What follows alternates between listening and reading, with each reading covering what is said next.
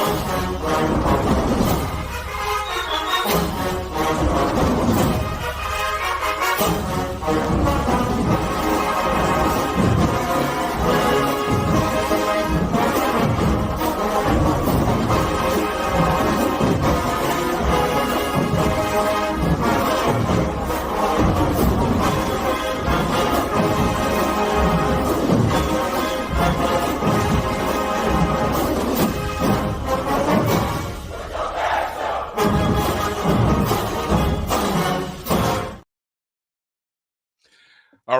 right. Welcome to the O&G StrikeZone. Bryan Fulford, Kelvin Rozier, and we got a special guest co-host coming in, joining you tonight.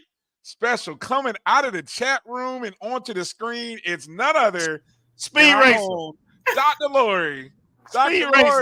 Lori Wilson coming in and joining us right here, live and direct. Doc, how you doing tonight? I'm good. How about y'all? Wonderful, Doc. Doing well. Thank you for joining us. Glad to have you. Thank you. Thank you for having me. Boy, it's gonna be fun tonight, right? Oh, definitely. You don't have to look. I don't know who's managing the chat room tonight. If you're in here with us, the chat room might be off the chain tonight. I don't know. Yeah, some of y'all might get loose. Unfortunately, I can't pit nobody out. That's all right. If Scratchin jumps in, he may. I know he's got some tools. We may task him with kicking out the abusers and everything. Hey, like that. It is Independence Day Eve, so we're gonna let them be independent today. The chat room is independent. There you go. I love that. Independence Day in the chat room. You guys don't go too crazy in there now. We still watching. We still watching, exactly. I still have the privileges and ability to mute people and block people. So good. Well, welcome to another episode of the O&G Strike Zone. We are now in the first week of July, the second half of the 2024 year. Can't believe we're already at the halfway point of 2024, man. Yeah. And 3 weeks away from fall camp starting on the 24th. Well said. About 3 weeks away from camp, about 2 weeks away from SWAC Media Day. I think the math says 52 days. Someone tell me if I'm right or wrong on that. Hey, Google, how many days before August 24th? Google will tell me here in a second. I think it's like 52 days. 52 days. Yep, 52 days. So I could be right or wrong. I don't know. It's still going. But anyway, it's a lot of things going on. We're excited. See, AD Drew already starting this. Who's Independence Day? It's the chat room's Independence Day today. Independence Day in the chat room. Thanks to everybody for turning in on your Wednesday night and watching the show right here on the Black College Sports Network. Thank you for watching us wherever you are watching us, on Facebook, on X, on Instagram Live, on YouTube. Everybody, we say hello and thank you for watching. Please make sure you are subscribed to the O&G Strike Zone, whether it be Facebook, Instagram, X. We need those numbers up. We know there's a lot of you all watching, and some of you all aren't following us. Come on now. Y'all got to do better. Please make sure you're following the show and go ahead and get it out the way now. Hit the thumbs up and a like button, however and wherever you're watching us. And if you want to come be a part of the chat, you can do that on the Jericho Broadcast Network's YouTube page. That's at MyJBN Online, or our O&G Strike Zone YouTube page. Also, you can chat with us on Facebook as well. Coming up on tonight's show, big show tonight coming up. We're talking Rattler boosters tonight with the president, Mr. Selvin Cobb, a FAMU Athletics Hall of Famer. Also talking with Coach Gokhan Yilmaz, volleyball. So they too about they're working. They're getting some work in. We got some new players to talk about. See if we can get back to the SWAC championship for the fourth consecutive year, and got some unfinished business. We left some, as I like to say, Kelvin, we left some points on the floor when we left out of there. Yeah. If you notice how he recruited, I think he made sure that we will, as Coach Simmons say, we will leave no doubt. No doubt, no doubt. Boy, Coach, we're gonna talk about that. Coach Gokhan went out and found some hitters, literally. So we can't wait to talk to him about that. And then finally, Kelvin, Dr. Lori, finally I got the O&G Awards graphics and all that stuff finished. So we will finally debut the second annual O&G Awards. And we'll put the voting up. The voting will go out tonight and it'll run through Monday evening. And by next Wednesday's show, we will let everyone know who the winner. So it's very interactive. You guys who are loyal watchers of the show, you get a chance to vote on these awards and go from there. So, all right. Without further ado, Doc, Kelvin, let's kind of get into some of the shout outs as we like to do in the opening of the show, find out who's watching us, where they're watching us from. So let's see. First in the building, Jimmy Mack. J Mac jumps in. Good to see you, Jimmy. Kelvin, good to see Kelvin's in there early. Ken checking in. Alice Rosier checking in. Meredith, good to see you, Meredith. Miss Gail. Gail checking in from Cleveland. Had a great conversation. I was talking to Miss Gail earlier, or Gail, I'm sorry. I won't call her Miss Gail. She gives you a fuss at the me. land. Yeah, from the land. Had a great convo with Gail. So can't wait to bring her on to the show. Tamara T checking in. Good to see you, Tamara. Thanks for being a JBN subscriber on our YouTube page. Appreciate you. Mary 305. Hello, Mary. Hey, Mary. Marcus checking in from Macon. Yeah, What's another up, Macon? JBN subscriber. Thank you, Marcus. Thank you. Good to see you. Ashton Harris. Good to see you, Ashton. What's up, Pico? Yeah, let's see. Emmy Mac Webb. Appreciate you coming in. What's good, family? What's up, Mac Webb?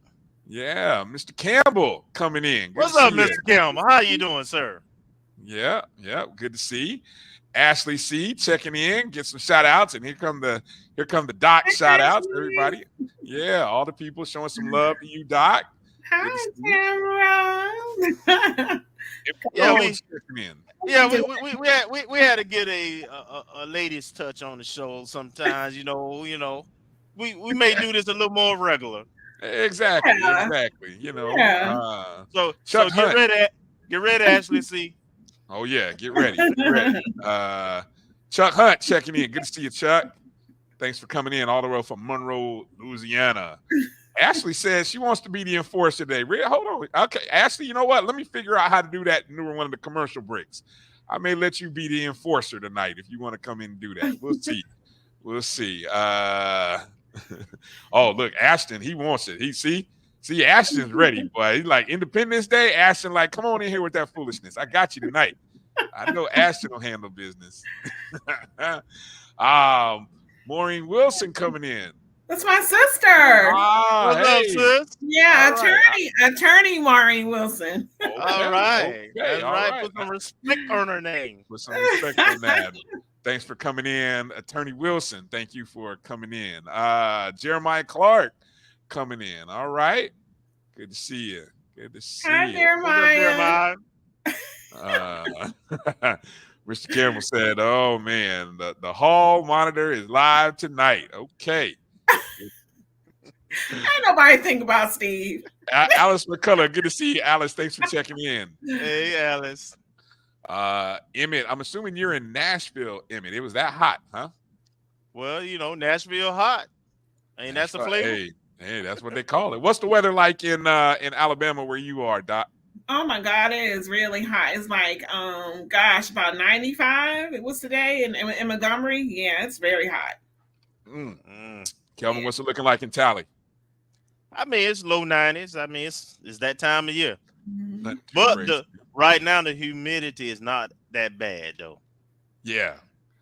Good point. Good. You guys make sure you're out there. Everybody's staying safe out there. Please hydrate if you're going outside. Little baby, good to see you. Thanks for checking in. Melissa Wilson checking in. Good to see you. Melissa. Marvin checking in. Duval. Bull comes in. Hey, Bull and his lovely bride look like they enjoy themselves in Tampa. Oh, you seen some pictures or something? Oh yeah. Oh, okay. He was representing. Okay, that's what's up. That's what's up. JT, good to see you, JT. Let me see. What's this Steve said? Let's not have no Chicago ward elections where we all count. Oh boy, Lord have mercy. No, we won't do that. I'm assuming he's talking about the voting for the O&G Awards. Yes, no. No, unless somebody hacks the system. So I don't know. EA, good to see you, EA. What's up, EA? He didn't come in blazing today. I know, not yet. 80 Drew with the public service announcement, asking everybody, please make sure you're careful with those fireworks this weekend. 10 fingers and 10 toes. Is that what you got right now? Let's make sure that's what you come back to the show with, please. That's a great PSA. No, I love all those YouTube videos where people light up everything at one time and then take off running. No, yeah, give me some more of that. I want that energy. 80 said, Doc, you're taking another black job. You're taking another black job, Doc. Co-host of the O&G. There's another black job. Oh, see what happened? Marcus ends up with a family event, and now he done lost the job. He done lost a black job. So there you go. Good. Edwin Moore, good to see you. Checking in. What's up, Edwin? All right. Terrence Davis coming in. All right, Terrence What's Davis, up, Davis?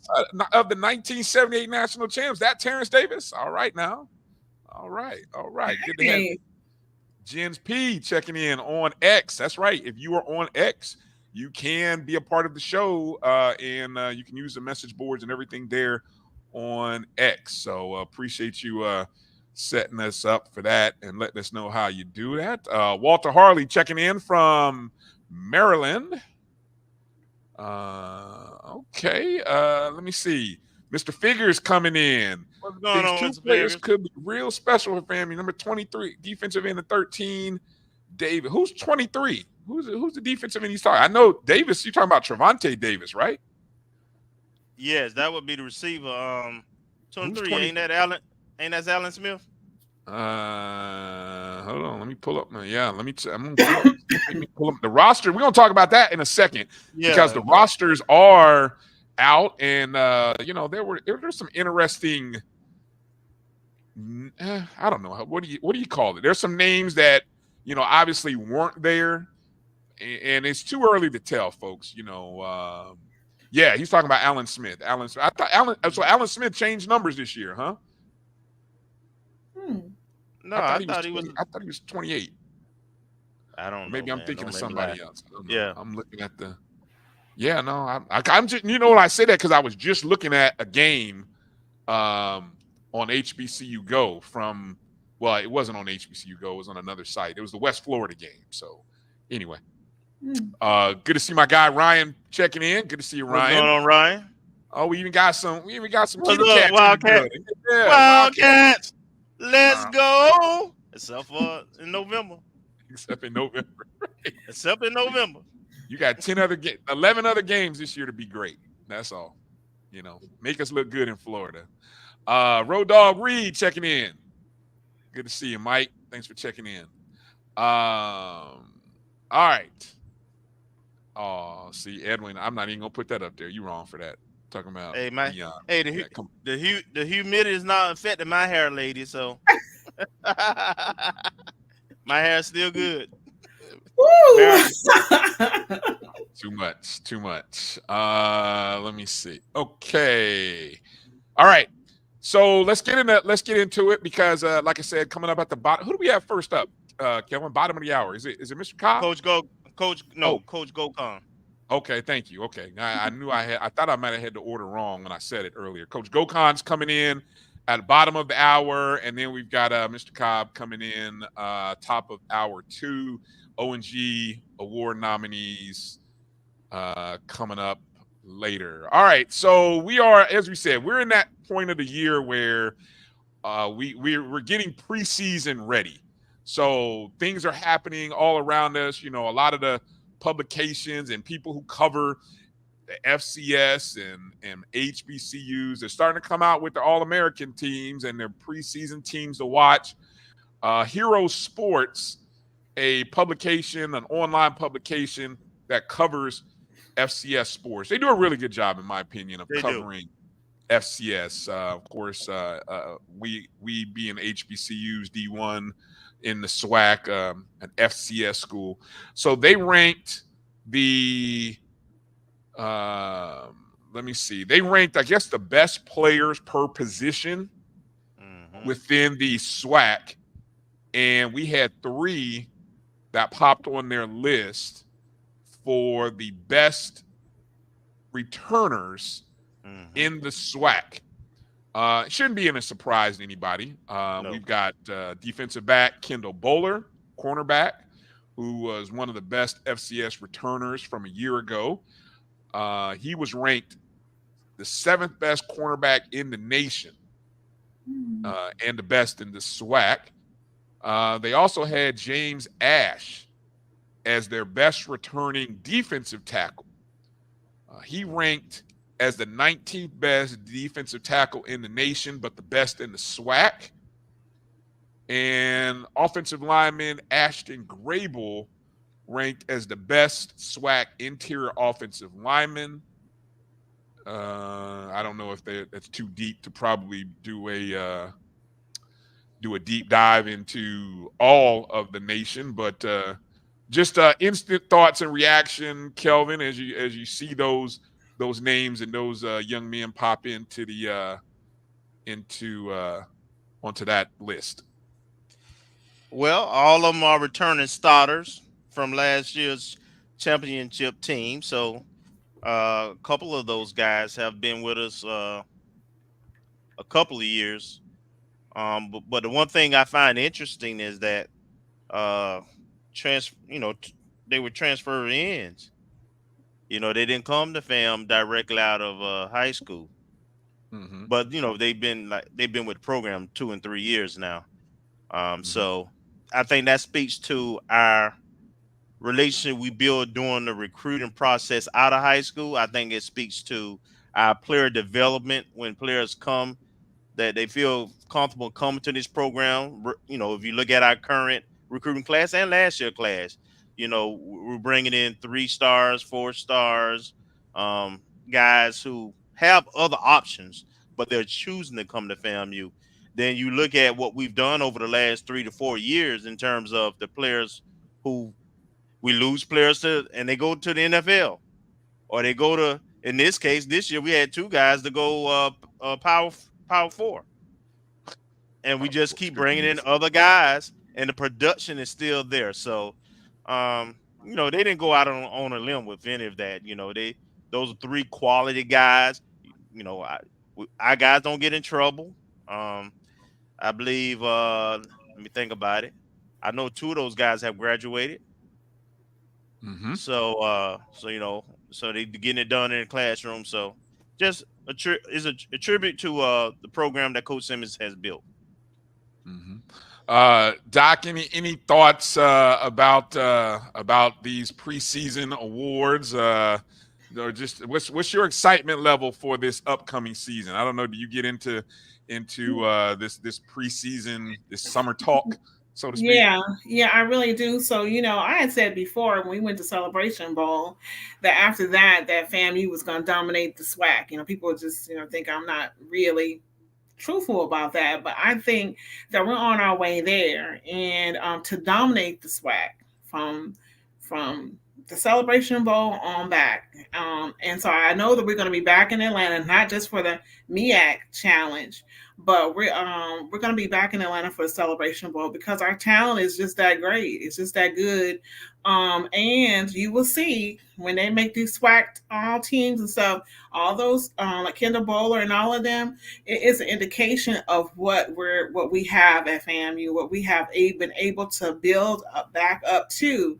And like I said before, we were in the valley, and we're not in the valley anymore. We're coming out of that, and we're not going to be sitting back and just letting things be status quo. FAMU got some really good, and I know Got some really good players. And it always makes me laugh when people doubt us.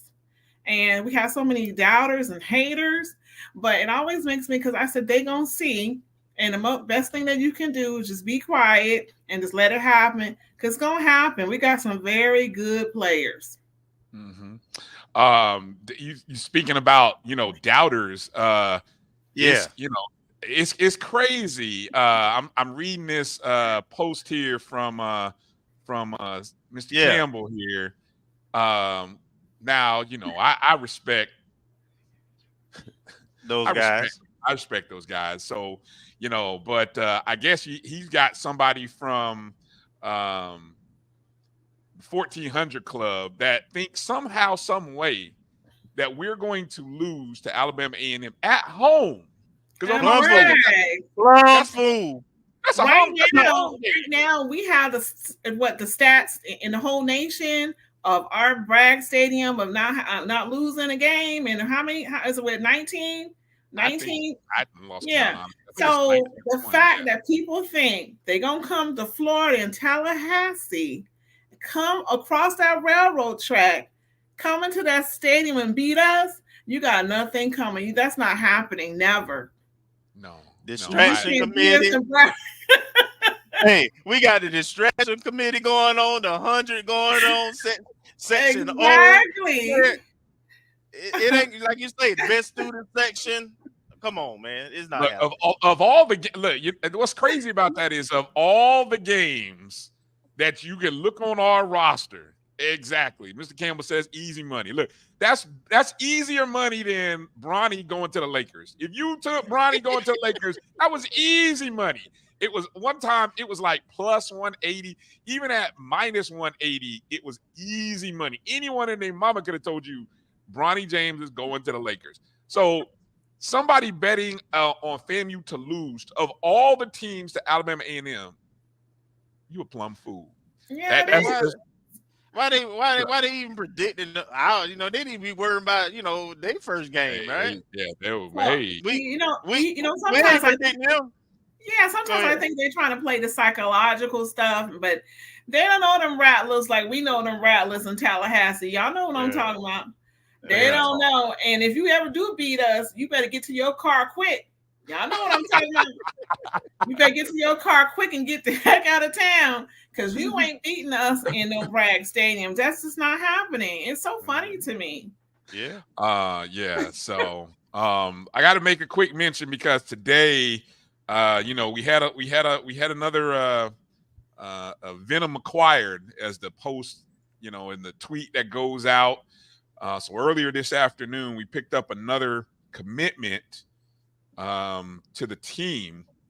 Braylon Oliver. This kind of went out about 1:00 this afternoon.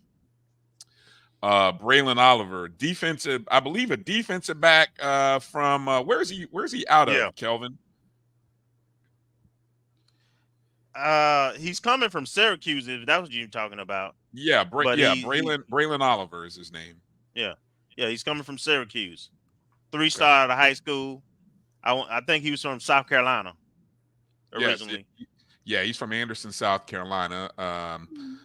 Pretty interesting. Always, hey, look, I know South Carolina State was probably in the running, so it's always good They were following. It's always good to take away a potential stud. Now, I'm amazed at how deep the defensive back field is. I mean, I can't wait till we get into really looking at the roster depth.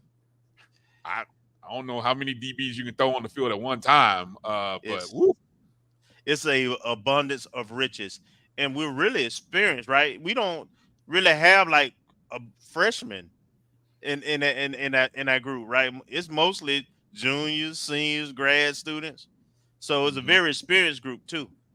Yeah. Another little nugget that I thought to mention, because I know it did get some traction. A lot of people were talking, obviously, with the roster and everything coming out.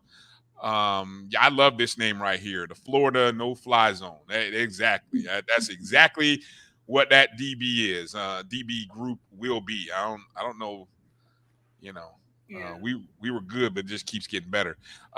We talk about some of the names that obviously a lot of people did some comparisons when the rosters got updated here over the past week. Now, some of the names I'm going to read, don't panic here, folks, because I know there's some names that people have been going back and forth saying, oh, he's not on the roster. What's his status? Or, a lot of these young men could still be dealing with some stuff, could be some school related stuff, could be other things. We don't know the full story. And I would just everybody to kind of pump the brakes until at least fall camp starts, before we see who is. But on that list, let's start with some notable. So these are names that I thought, transfers / commits / returnees that we don't know. Any one or two names on that list, and we only got a little bit of time here for this, Kelvin. So any one or two names on that list that kind of caught your eye when you saw the list of names not on the roster?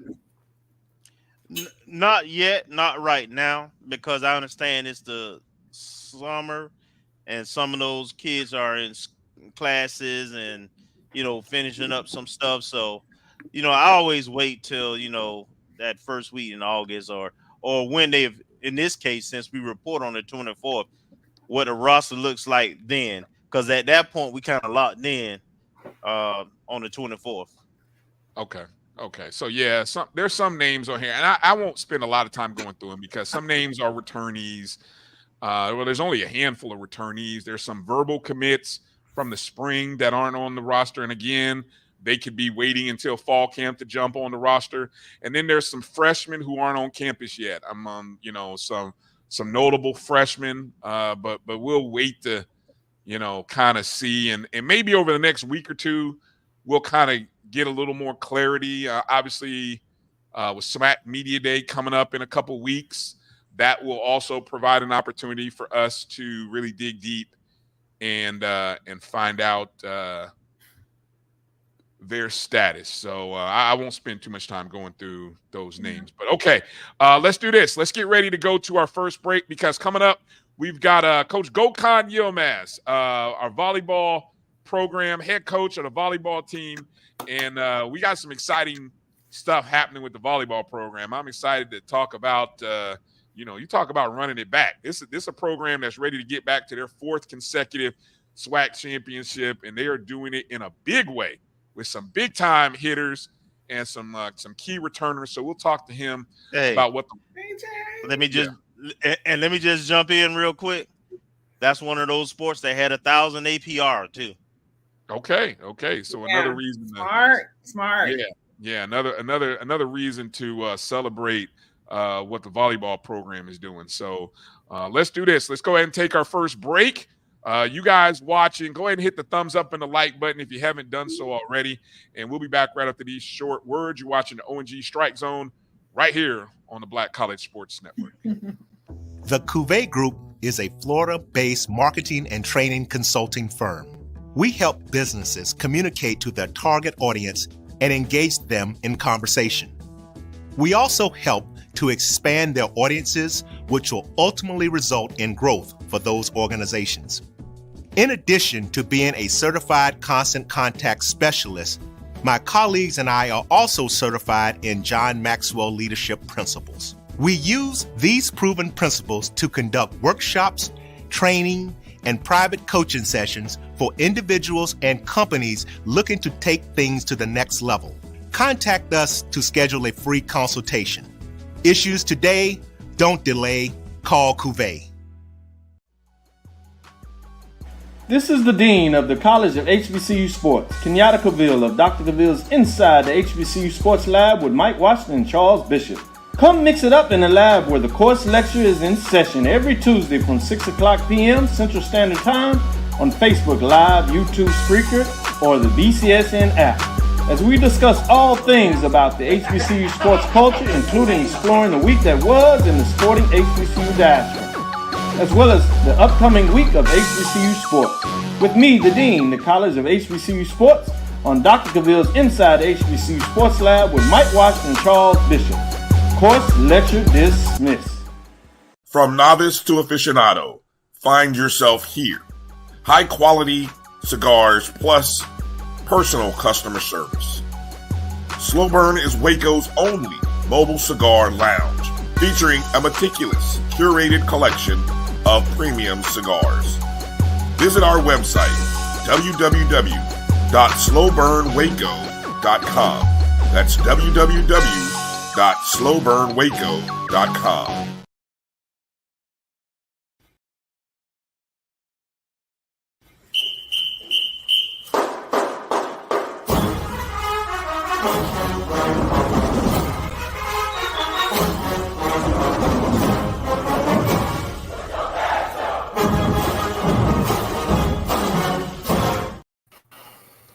All right, welcome back to the O&G Strike Zone. Bryan, Kelvin, Dr. Lori Wilson, and joining us right now is our head volleyball coach of our 1,000 APR, three-time SWAC championship game appearing team, Coach Gokhan Yilmaz. Coach, how you doing this summer? Welcome back to the O&G. Yeah, everything is good. Thanks for having me, and I'm glad we finally getting to catch up. Yes, sir. Yes, sir. How's your summer been? It's busy. Trying to get ready for the season. Also, I appreciate you all promoting. We started our camp series this year. First one was this past weekend, Saturday and Sunday. This was the second edition of our prospect camp. We ended up having more than double the numbers from last year. So we ended up with 82 prospects on campus for the 2 days. It was really a great atmosphere in Al Lawson, and we ended up using Rec Center as our second facility for the access flow going there since Gaither is out of commission right now. So it was great. We're also doing it as a full fundraiser for our program. So it brought in about $15,000 strictly for the program. And it was so cool to see. A couple of alumni came in. They saw how great Al Lawson looked with 4 courts set up, scoreboard running, everything is well organized. They ended up writing $1,000 donation checks to us. Hey, so it was a great weekend for us. And for the camps that you are showing right now, some of these ended up canceling. We did not have enough time to promote them, and there's a lot of established camps in Florida, so we're just trying to get our share slowly. The middle school camp's still in session, but the rest of them unfortunately will not be happening this year. All right, so just to update people, there's still an opportunity. As you can see, the FAMU middle school position and skill camp, July 26th and 7th. That's a 2-day camp. Commuter opportunities. Now, is that the kind of camp where when the kids come, will they have a chance to kind of stay in dorms, or is that what that means? This is the camp. They do not stay on campus. They do not eat meals on campus. We think as a staff, we're not ready to offer such a big commitment to the families and the kids. So we thought it's easier that we offer the volleyball portion, and then the families are responsible for housing and meals. We provide them hotel options around campus. So some of the places that work with us that are partners with the department, but that's primarily for the prospect camp. We had several kids out of town. I mean, we had kids as far as state of Washington coming here, several kids from DC area, several kids from different parts of Texas. So it's very well attended, but the middle school would be more local, more driving distance, probably no further than an hour and a half away from campus. Okay. So there you guys, you see, there's still an opportunity. You can go to Florida A&M volleyball camps.totalcamps.com. You can send the email to rattlervolleyball@famu.edu. or call that number 850-561-2194. And if you know a middle schooler, introduce them to FAMU. Introduce them to FAMU volleyball. We got a championship program, championship coach. We got big-time players doing big-time things. This is a great place for young girls, young ladies who are middle school age that want to continue playing the game of volleyball. This is a great place for them to do that. Kelvin, in your daughter, is she in middle school yet? Or is she? No, not yet. Not yet. Okay. Okay. Couple of more years. All right. Couple more years. All right. So, Doc, you up there in Alabama, so you can send some girls down, for the weekend, right? It's a weekend. Yeah. All right. Well, hey, congratulations on the success of that prospect camp. That's huge. I saw some of the photos online. There were definitely a lot of kids that were sending some nice pictures, and yeah, the four-court setup thing was kind of dope. That was kind of fresh to see. So, congrats to you and everybody for putting that together. All right, so Coach, we got obviously this time of year, the recruiting we are super excited about the players who are recruiting season and who's been coming. And you started off the recruiting season back in, I think it was January or February, when we saw the news that this young lady was coming to the highest of Seven Hills.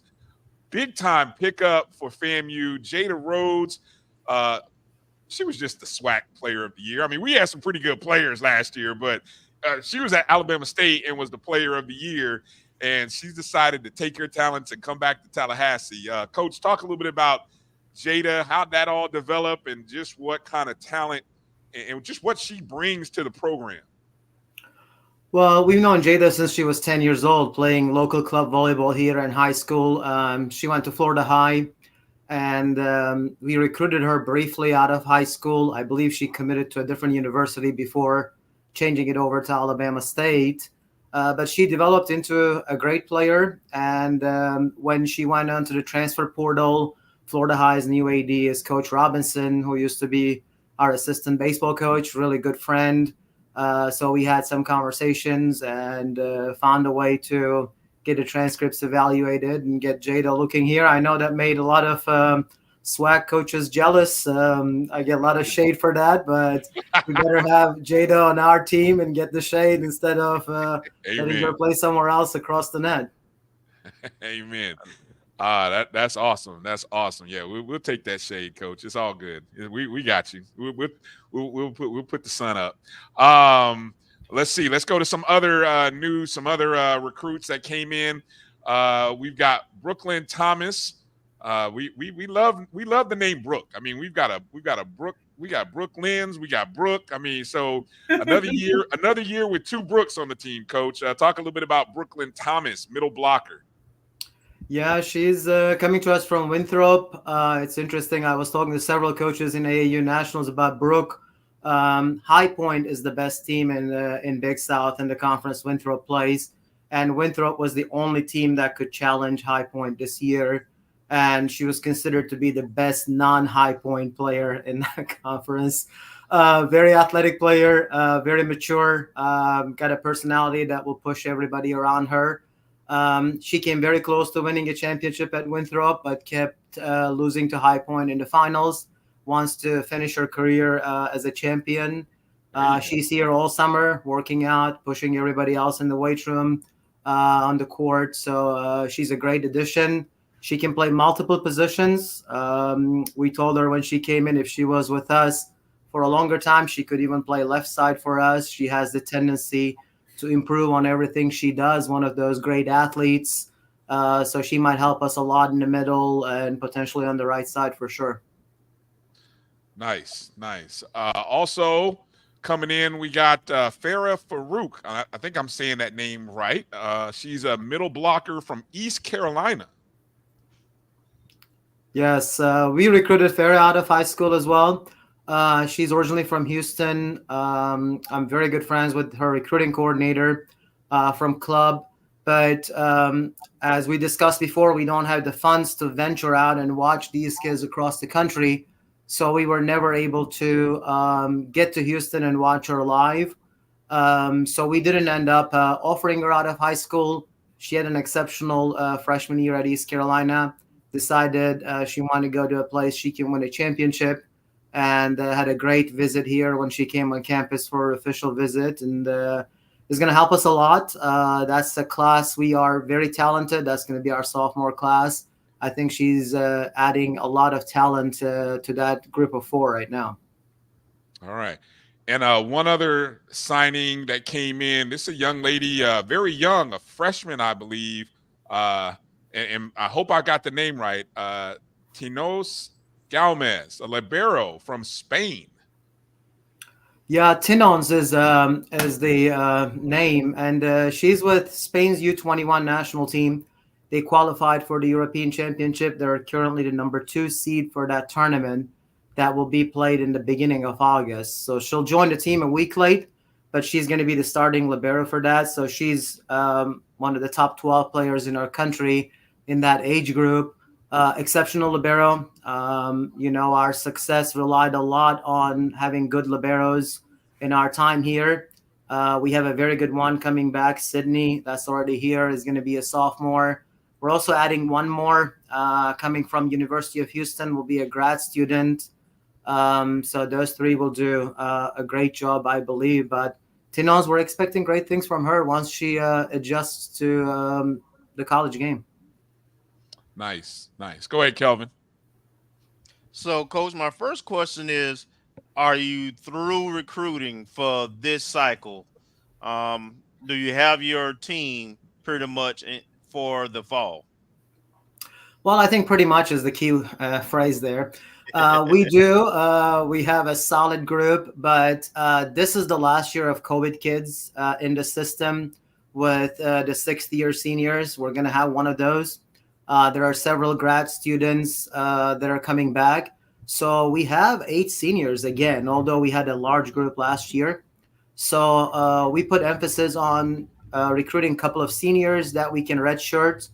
We'll announce those names later. We still have 4 more over the top of what you just covered, but I don't know when we can announce them per NCAA, Gotcha. But they'll drop on our roster for sure. So we're looking for one more grad transfer. Is literally a national level team kid, played in a lower level program in the last 4 years. Will probably redshirt for us if she ends up coming here. And we just found another great player today that she signed with a Division I program. Their head coach left today. She's a Florida kid, so we might look into adding her too. But majority of the group is in there. Without the 2 we're talking to, we are confident we're going to be a very good team. But anytime you can try to replace and get more kids into your system, since you have such a large senior group, it's really a bonus. And we keep our eyes and ears open for sure. When do you all report, Coach? August 7th is the report date this year. We're lucky that NCAA passed one-time relief for all schools in Division I. This is the year that we've seen the latest start day for competition, which is August 30th. We're going to open at Georgia State. Finally, we're playing in Atlanta.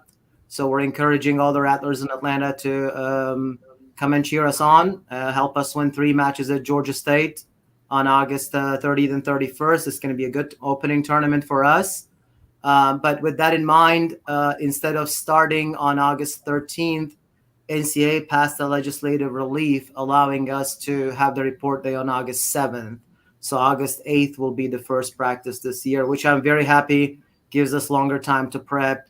5 days is much better to have than 5 days extra is much better than only having 17 days to prepare for a long season. So I have a question for you. So as an HBCU program, what is your biggest challenge that you have when you go out of town or just even in the state of Florida? What would you say the biggest challenge that you have with this program? I wouldn't necessarily say we have any challenges with traveling or playing competition.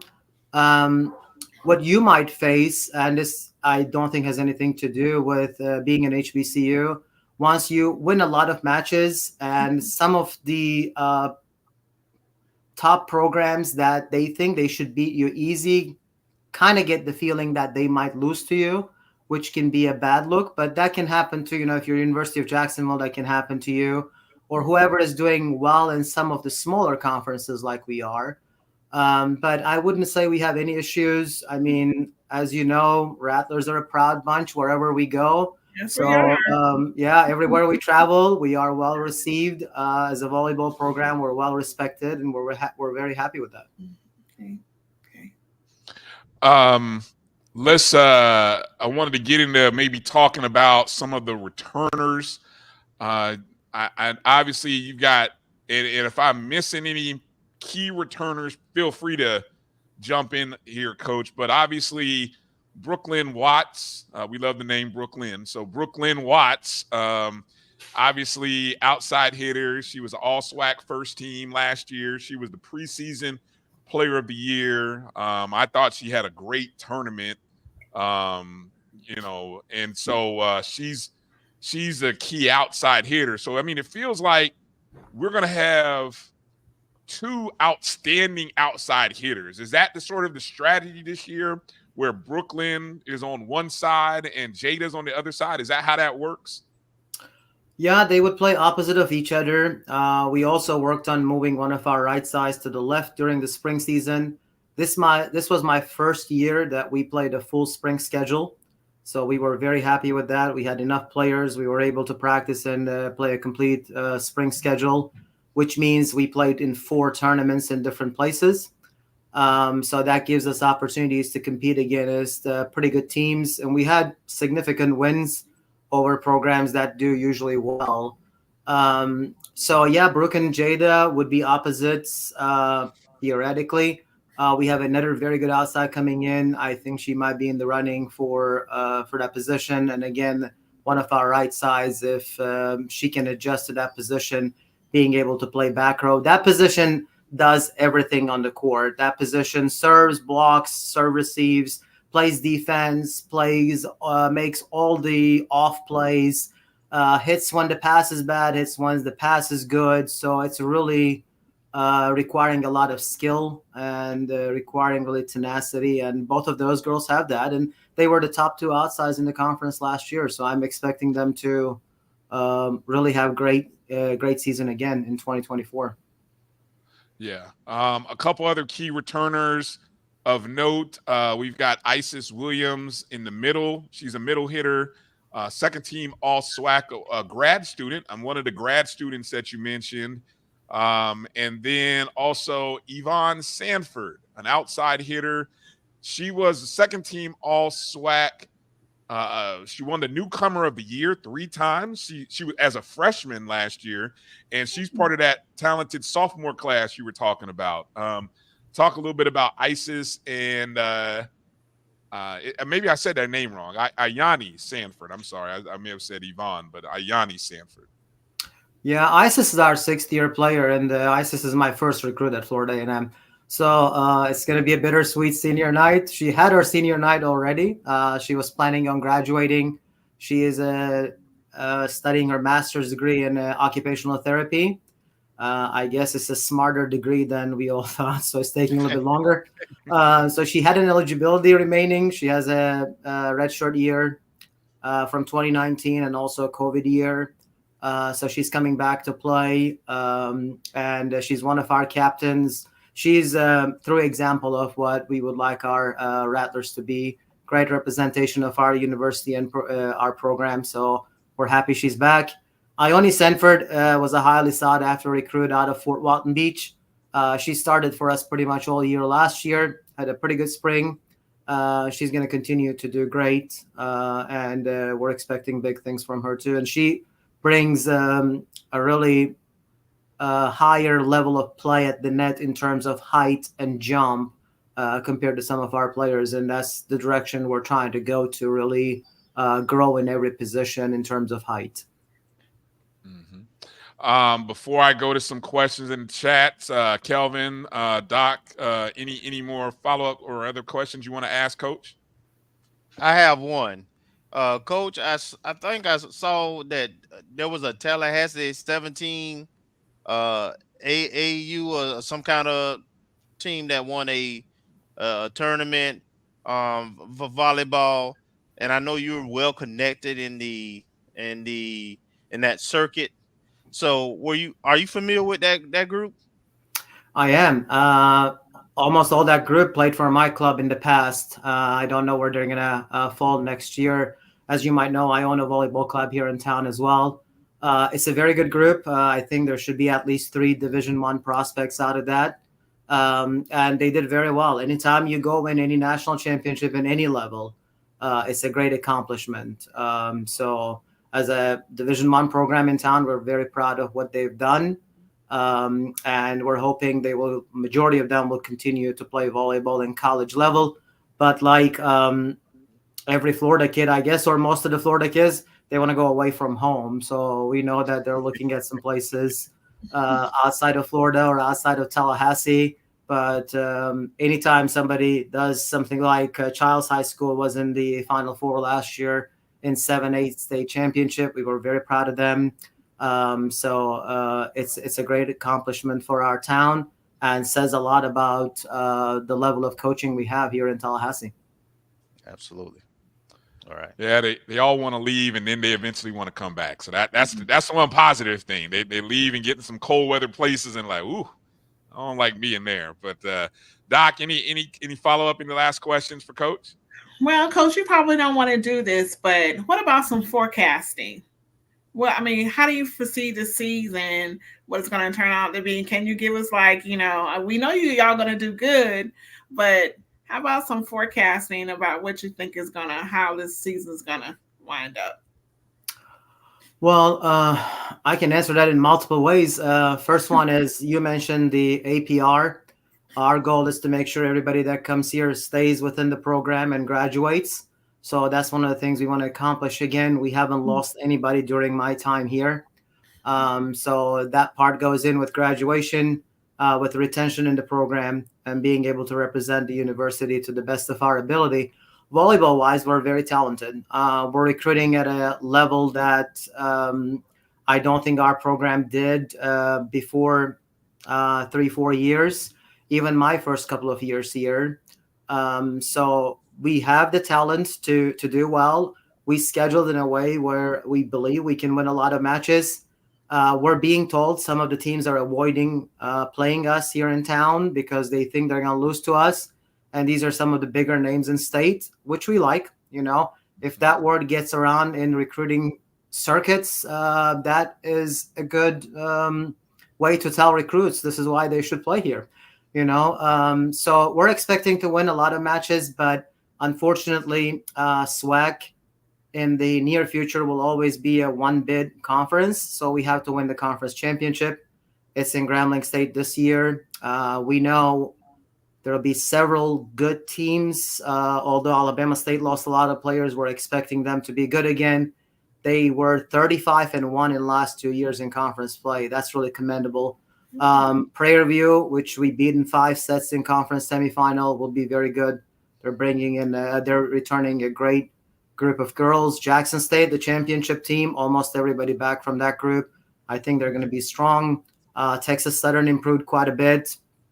I think Bethune-Cookman will be better next year. So there's going to be plenty of competition, but that's good. We want to be challenged throughout the year, so we're ready in the conference championship.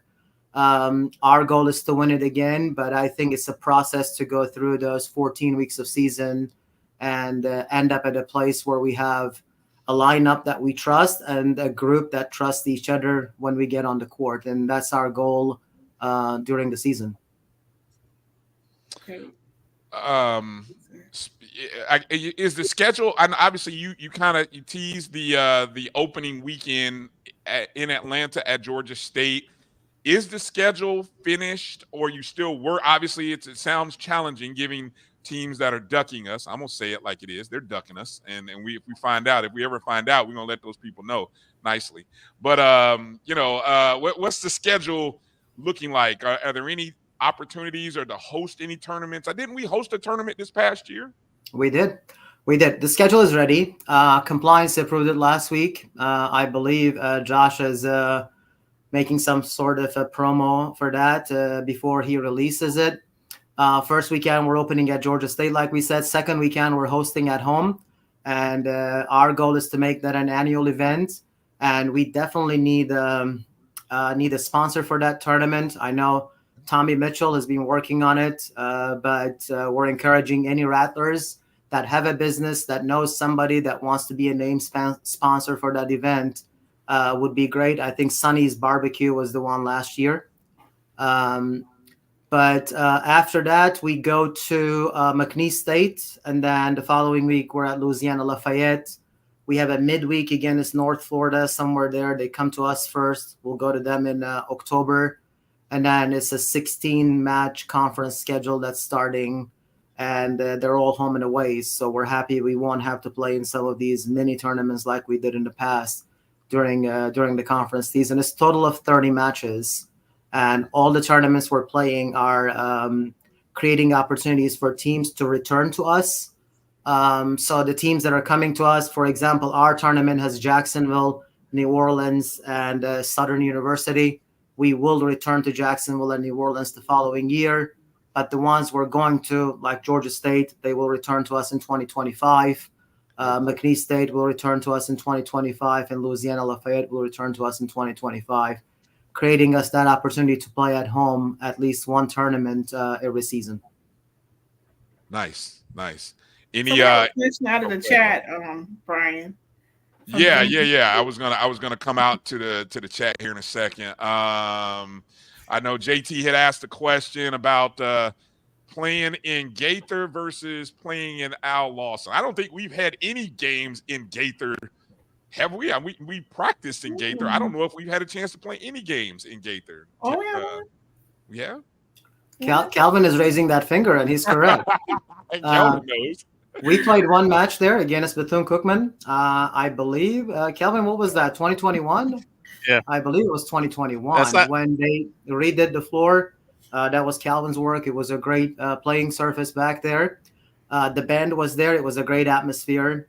And I discussed with, 4 administrations since then that's been here that I would love to play there. I know Coach Gordon is very interested in playing there as well, that they need to develop the building in a place where it can host a Division I competition in any sport. It doesn't matter what. But from scoreboard to the entry to the building to the locker rooms, it is nowhere close to being ready to host a Division I competition. And recently, in one of the storms back in March, water went under the floor, and the floor is gone again. They're ripping it apart one more time, so it's going to be out of commission since November. And the sad part is these are the things that people know will happen because it's the same issue, that water leaking under the playing surface.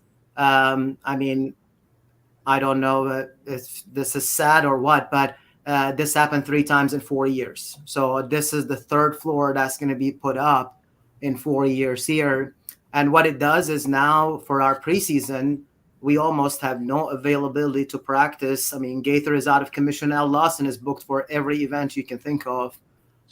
So we don't even know where we're going to be able to practice. But it's an interesting issue. It's a touchy subject per se. But I would love to play in Gaither if it's developed in a way where it can be a home atmosphere. But when the administration changed, I took a couple of current administrators to Tully Gym to show them how they set up their building, since it's also a teaching gym. It's also an E&G facility. It's also hosting classrooms as well as volleyball program, but they're able to frame it as a volleyball playing facility as well as an academic building, which none of those were allowed to do, which we've been trying to make sense since my time here.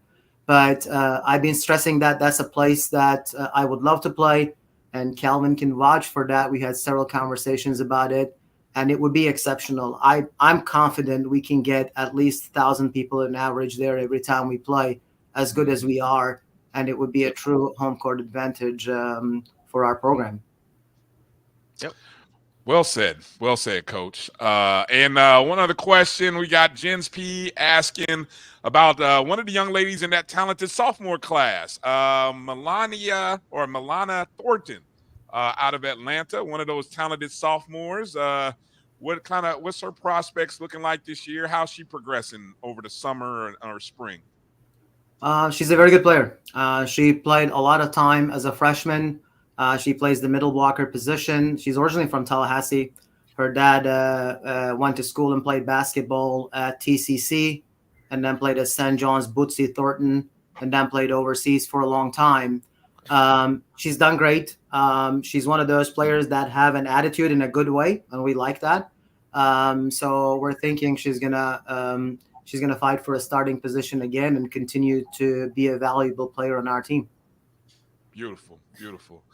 All right, Coach, we really appreciate your time this evening. Yes. Anything you want to give you the last word? Anything that you want to remind us or promote? And so that way we make sure we get it out there. You guys heard Coach talk about the sponsorship opportunity for the season. How would they, if anybody in our audience wants to be a part of that, and we got a lot of people that watch, how would they go about that process? Who do they need to contact if they want to sponsor that tournament in the early part of the season, early September? I'd be more than happy to communicate with them initially and put them through the right channels. So emailing me or calling our office number would be a great start with that. And as last words, as I mentioned, we did our camps as fundraising opportunities for the program. We're also hosting a 25-team middle school tournament on August 17th. It will include all Leon County schools. So all 9 schools in Leon County will be playing in our gym, along with 16 other schools from the area. And we're projecting that it's going to make about $20,000 in one day. But with that being said, we can only do so much. We need help from everyone that's involved. If me as just a coach, I'm not a fundraising person, can bring this much to the program, I think we can utilize more help from the institution and from the supporters, because I know we love our football team. I know we love our basketball teams, but more support can really help us thinking about how we can get into the second round of the NCAA tournament instead of trying to win a conference championship every year. And I believe we have proven as our program that we can win, we can graduate players, we can retain them, we can recruit talent. So I want to put that on everyone's radar. That's August 17th. Majority of it will be on Al Lawson Center, and we're expecting that to be an annual event as well. And just imagine 25 middle school teams, how many people will be on campus seeing what a great facility we have, all the new stuff that's happening, and hopefully make some connections in the community and bring those people back to some of our matches. I absolutely love that, Coach. That is awesome. That's the kind of stuff that our programs are. I mean, that more of that needs to happen with other sports when possible, because that is that outreach. You're bringing that community to FAMU, and that's a fan base that you're building, because they get to come into Lawson and they're like, whoa, I didn't know FAMU had this. Yeah. And so then combine that with the winning program and the attitude of the young ladies that in your program. That's a win-win-win for everybody. So we're going to promote the heck out of that. Kelvin, make sure you get flyers and information from Coach, so that way we can be a part of promoting that event and helping to make that thing successful. So if I can squeeze in one more sentence here. Of course. Since you mentioned that, I know there are several other sports that are trying to do similar things. It's not the lack of effort from the coaches. It is very difficult to do things at times. And we can have a private conversation about it, how difficult even this tournament became after everything was set up and people signed up for the tournament. So I think we really need that mindset within, not necessarily within the department, but as the whole university, that we have people, we have coaches, we have great coaching staff, as you know, and people that are happy to be here. And I don't want it to look like I'm the only one that's coming up with these ideas and doing them. I know several others are trying to do the same things, but there are times that they're facing some pushback that makes it very difficult and discouraging to be in those situations. But we're excited to host it. We were very happy with the camp, and this tournament will be a great opportunity too.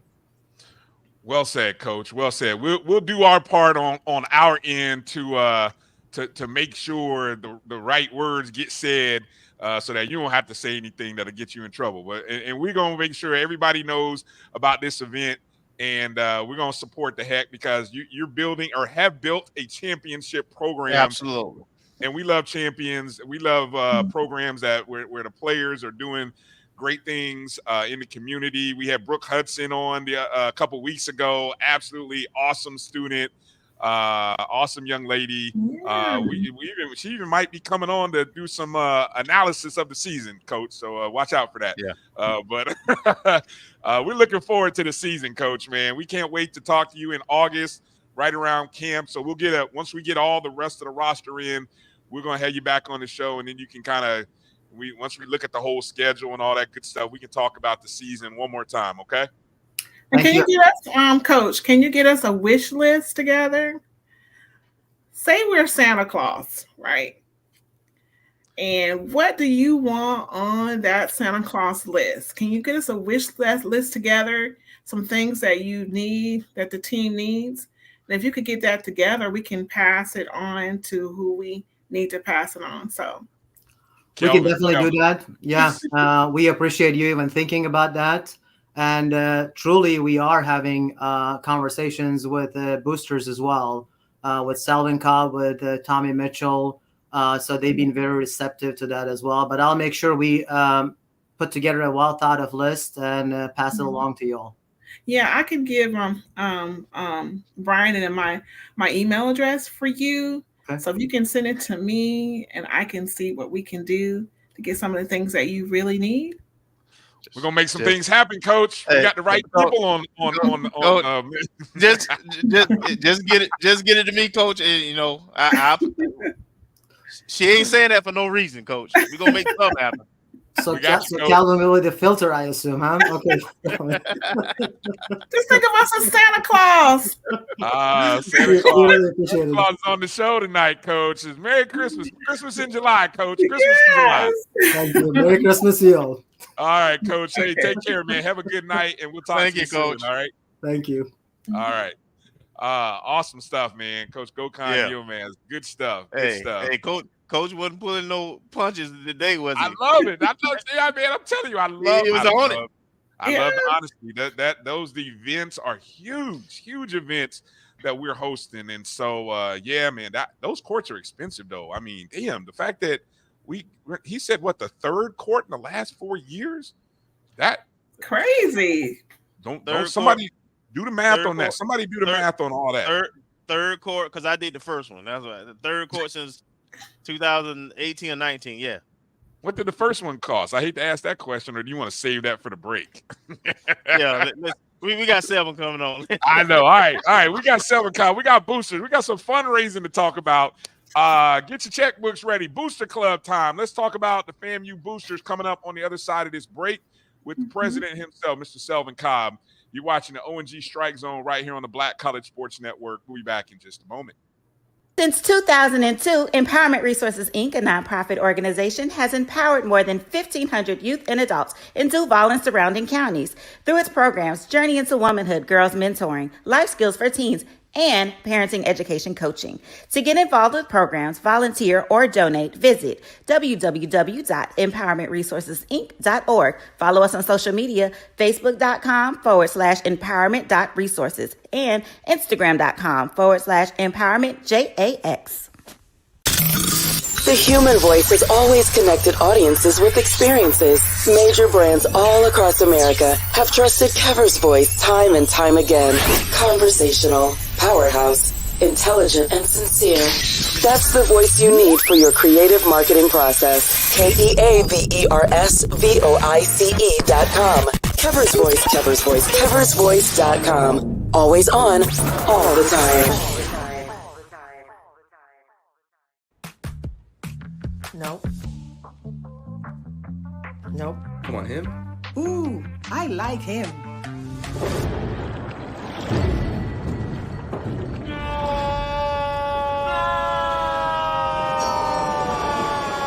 Quick, the quicker picker-upper.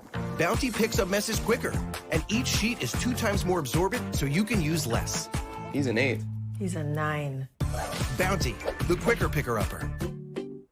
From novice to aficionado, find yourself here. High quality cigars plus personal customer service. Slow Burn is Waco's only mobile cigar lounge, featuring a meticulous, curated collection of premium cigars. Visit our website, www.slowburnwaco.com. That's www.slowburnwaco.com.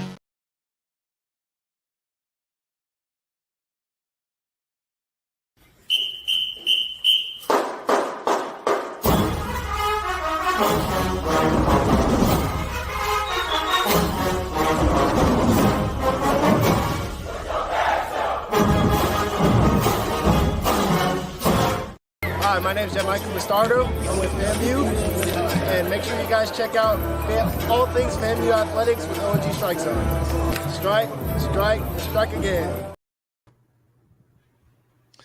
That's right. The home run king said, make sure to watch the show. You can catch, make sure to catch Jan Michael and 3 other Rattlers, Caleb Granger, Ty Jackson, and True Fontenot at the HBCU Swingman Classic a week from Friday. That's I believe that's July 12th.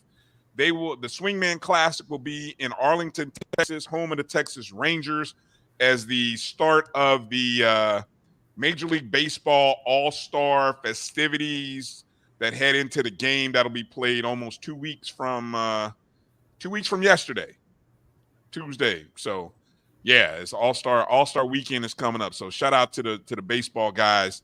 And we'll go from there. While we wait on Mr. Selvin Cobb to join the show, got a text from Marcus Green, who is look, this is the power of the show. He's doing some family activities, but he watches and listens. So he probably snuck away somewhere into a corner somewhere to check out the interview with Coach Gokhan. But Marcus sends this message. You heard Coach Gokhan talk about a potential transfer. So per College Volleyball Transfers Twitter account, Bryshana Brown is the young lady from the University of Houston that is supposed to be coming to FAMU. Bryshana is a libero, as Coach kind of mentioned, from the University of Houston, 5'8", junior. I'm assuming she'll be a senior because this is from last year's team. Let's see. She led the team in aces in a match, played in 23 sets across 16 matches. So she's been there, it looks like, for 3 seasons at Houston, kind of looking to get a little more playing time.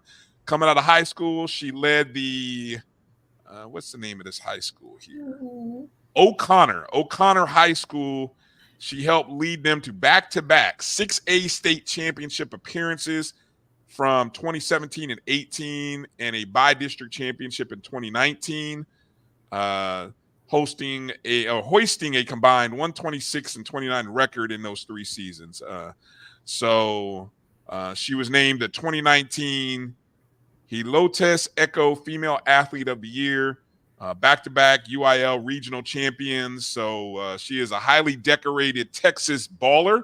So for those of you in the Houston and Texas area, you kind of know what some of those statistics and some of that stuff means. So we're getting we continue to rack up talent, boy. So shout out, appreciate that tip, Marcus, and shout out to Coach Gokhan, and we look forward to Bryshana joining the family officially sometime soon. All right, Jens P got a great question for you, Kelvin. Why is that place always getting flooded? That place being Gaither Gymnasium. Care to elaborate, Kelvin? We probably need to invest in the total infrastructure of the building. Weatherproofing the we just built the cast building next to it. We need to probably look at the runoff system from the stormwater. We probably have some weather stripping we need to do in terms of, we probably need to replace those doors. When we get those sideway rains, probably got some roof, or we probably need to do like we've done most of the inventory on campus now, where we kind of really gut it and do a total renovation. But doesn't Tallahassee have issues with flooding? You know, when it rains a lot, especially when you know where the Gaither Gym is, it's down that hill. And so it may be like in a low-lying area, and we have so many issues with flooding when it rains in Tallahassee. The streets get real flooded out. And that may be also an issue too, that the gym, Gaither's Gym, may be a little bit in a low-lying area. What you think, Kelvin? Yeah, there's some work that needs to be done. In short, and Gaither is an E&G facility, as Coach was saying, and that's a battle that been fighting for a while and trying to get those things, because it's considered a lab, a teaching lab, because we do have an education department and it's part of their curriculum. The track, the tennis courts, as well as Gaither Gym are E&G facilities. The only truly athletic facilities only that we have is Bragg Stadium and the practice fields in baseball. So we should be able to get those things on a list for repairs or renovations through the state. Damn, that's depressing. Okay, so once again, we understand the facility concerns. Those are just some of the major challenges that our athletic administration is dealing with, among all other things. And yeah, we need some help from the university to help. You know, maybe our board of trustees can put their focus and effort on that instead of other frivolous things. But anyway, let's not go there this week. I'm not going to go there. I'm not gonna, Ooh, we need to go there. We need to go there. So you don't see our guest? I don't see him. No. Okay. Waiting on Mr. Cobb. He said he's listening, so he must have didn't come in on the link. Yeah. Make sure he logs in via. You sent him the link in the email, so make sure that he's coming in on that. Go ahead, Doc. While we're waiting on Selvin Cobb. I mean, I guess it's time to talk. Are we gonna talk about that tonight? I mean, some things that we need to talk about. The what? What do we need to say? Everything. Has the contract has a special meeting been called so that the coach can get his contract? Has Dr. Robinson decided to hire the man? Has he gotten paid the $20,000? Look, let me stop. I mean, everything. I mean, or this is a private conversation with all Rattler. I think at this point we all know the problem. At this point, I think everybody's just looking for solutions. What is the there seems to be one group that can offer solutions. Yeah, but one thing I would say by offering a solution, can we stay out the newspaper for a little bit? No, that's that's too much to ask. I'm sorry. That's not what we do. No. There's good and bad with us. Like, the good is going to be highly talked about and celebrated, but boy, the bad is going to be messy. We just it's just the way of the world these days.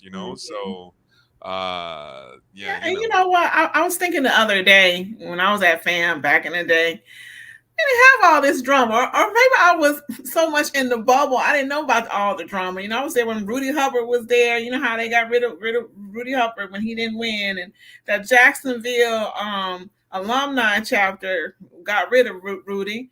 But I remember we didn't have all this drama, or was I just in the bubble and didn't know it? We didn't have blogs. We didn't have podcasts. We didn't have social media. That's why that stuff didn't get out, Doc. That's why that stuff didn't happen. It was a different world. But see, now that we have access to information, it's just gonna be what it's gonna be. It was there. It was always there. It was always there. But you know what? I always say that when much is expected, when much is given, right? And I really do think that we have to remember our history. I tell people all the time about what FAMU used to be back in the day, it was when us from Jackson County, from the backwoods of Florida, was able to go to a premier university and get a great education and propelled us into the middle class. So we have to always remember about, FAMU itself, Mother FAMU, and how we were able to, how the university was able to bless us and get us to where we need to be. So we always need to keep that in mind and always think about the orange and green. Stop thinking about yourself.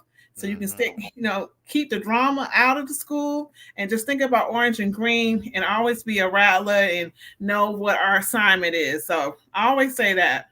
Hey, ditto. But as far as Dr. Lori at the top with the leadership, they got to stay out of the drama. They got to remember. I love this from Steve. Everyone's a reporter now. Everyone's a reporter. Yeah, because we got to double the fight. I saw that report, and I know we're waiting for the guy to come on. I saw that report in the Tallahassee Democrat.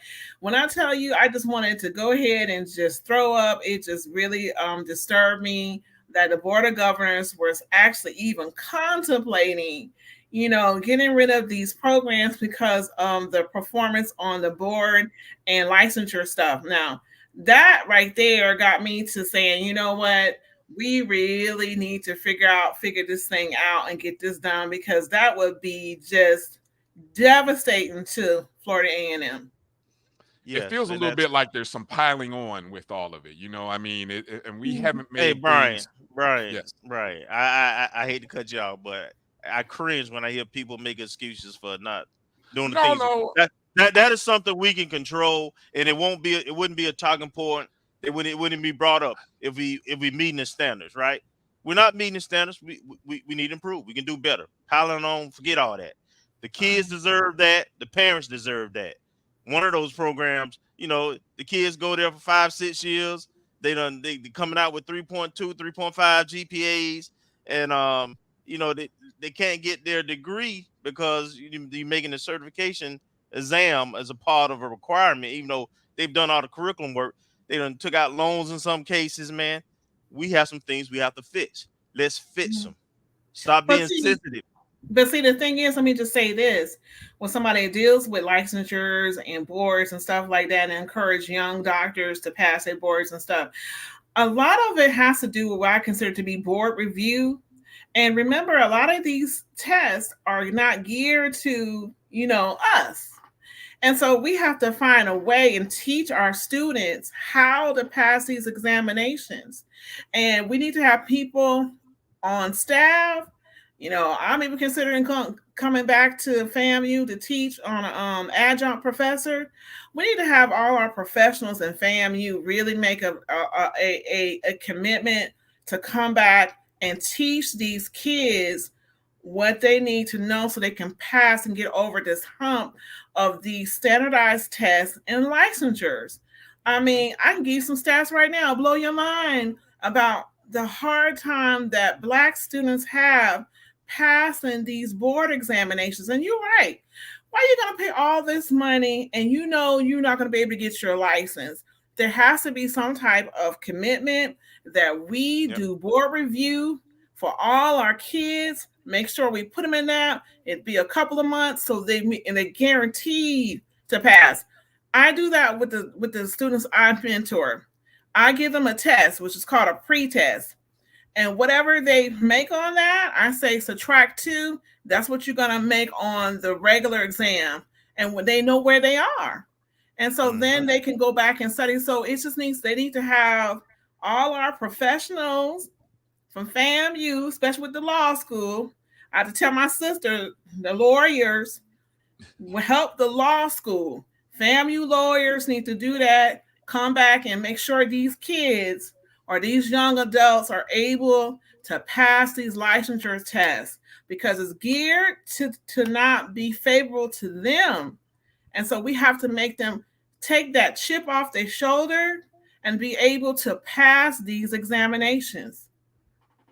Great point. Great point. Hey, let's do this. Let's catch up on a short break and then come back with our guest, Mr. Selvin Cobb of the Rattler Boosters. So we got him. So let's take a short break, come back, You're watching the O&G Strike Zone right here on the Black College Sports Network. We'll be back in just a moment. If you think all pads are exactly the same, think again. This is Always Ultra Thins reinvented with the Always Triple Protection System. This pad wicks gushes 90% faster, absorbs even more so you can feel dry, and locks odors in. Rethink your pad for up to 100% leak-free and odor-free comfort with the totally reinvented Always Ultra Thins. This is always like never before. The Cuvée Group is a Florida-based marketing and training consulting firm. We help businesses communicate to their target audience and engage them in conversation. We also help to expand their audiences, which will ultimately result in growth for those organizations. In addition to being a certified constant contact specialist, my colleagues and I are also certified in John Maxwell Leadership Principles. We use these proven principles to conduct workshops, training, and private coaching sessions for individuals and companies looking to take things to the next level. Contact us to schedule a free consultation. Issues today, don't delay, call Cuvée. As technology continues to bring changes to the world of education, it's time we also reimagine teacher professional development. Gone are the days of one-size-fits-all learning that can only be accessed at a specific time and place. The Stride PD Center is an on-demand library of mobile-friendly courses that allow educators to learn anytime and anywhere. Our dynamic courses provide bite-sized learning and help educators advance their knowledge while also gaining professional development hours. The best professional development plans are those that include a level of flexibility and choice for educators. Whether you're a teacher, school, or district, visit us today to take charge of your learning.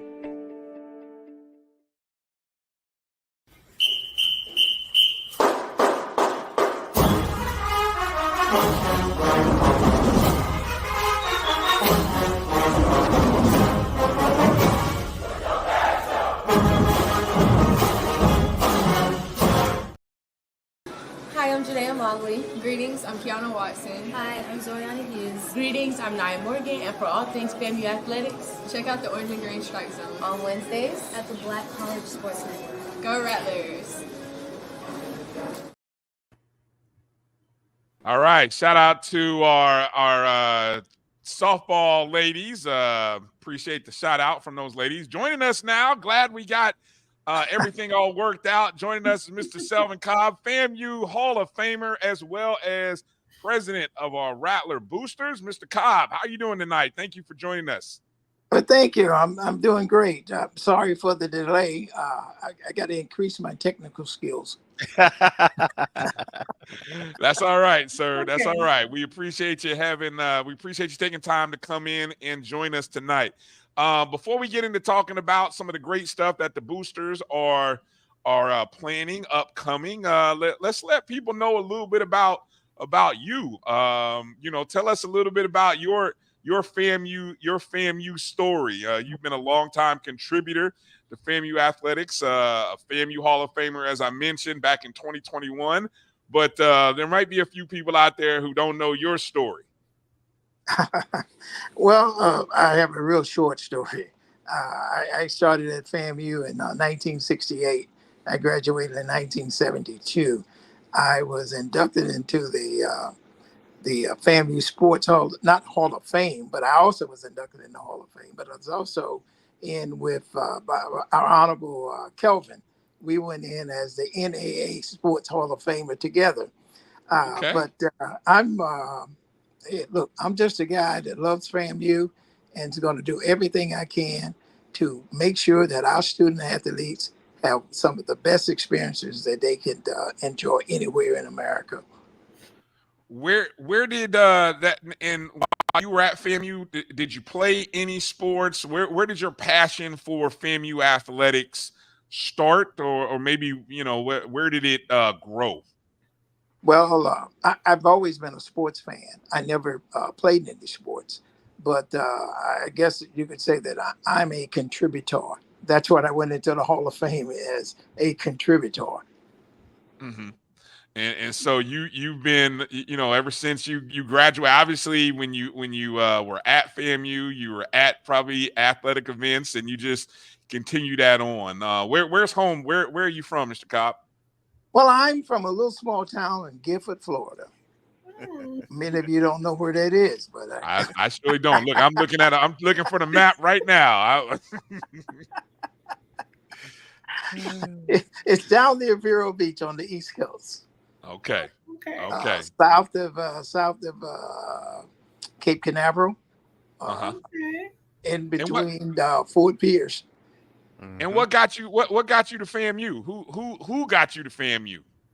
Well, one of the things I think that got me to FAMU was my physical education teacher. He was one of the. He's always been a Rattler, and he was the one that really encouraged me to attend at FAMU. And he was also he hired Godfather as to come in and to work in athletics. Nice. Okay. Kelvin, go ahead. So I want you to talk about the boosters. Tell people about the boosters, what the purpose of the boosters is, and how they can be a part of the boosters, and some of the things that the boosters are doing. Okay. Thank you. The Rattler boosters only, I guess you would say, our only motive is athletics. We support all athletics at FAMU. We have, to tell you a little bit about ourselves, we have a $100 membership fee, which is an annual fee. We have a $300 membership fee, which is when you get a shirt, you get all these kinds of things that you will get. And we have a lifetime membership fee, which is $750. You pay the $750, you won't have to pay any more other than asking for contributions. We have on our program, well, tonight, August the 10th, is our date, because this is where we bring in and contribute and bring in all of our athletes. When I say our athletes, we bring in the football team, we bring in the cheerleaders, we bring in the volleyball team, and we'll bring in women's track. We're basically going to bring in those four athletes that are going to be performing in the fall. And we will have an event on August the 10th. It's a 2024 kickoff luncheon.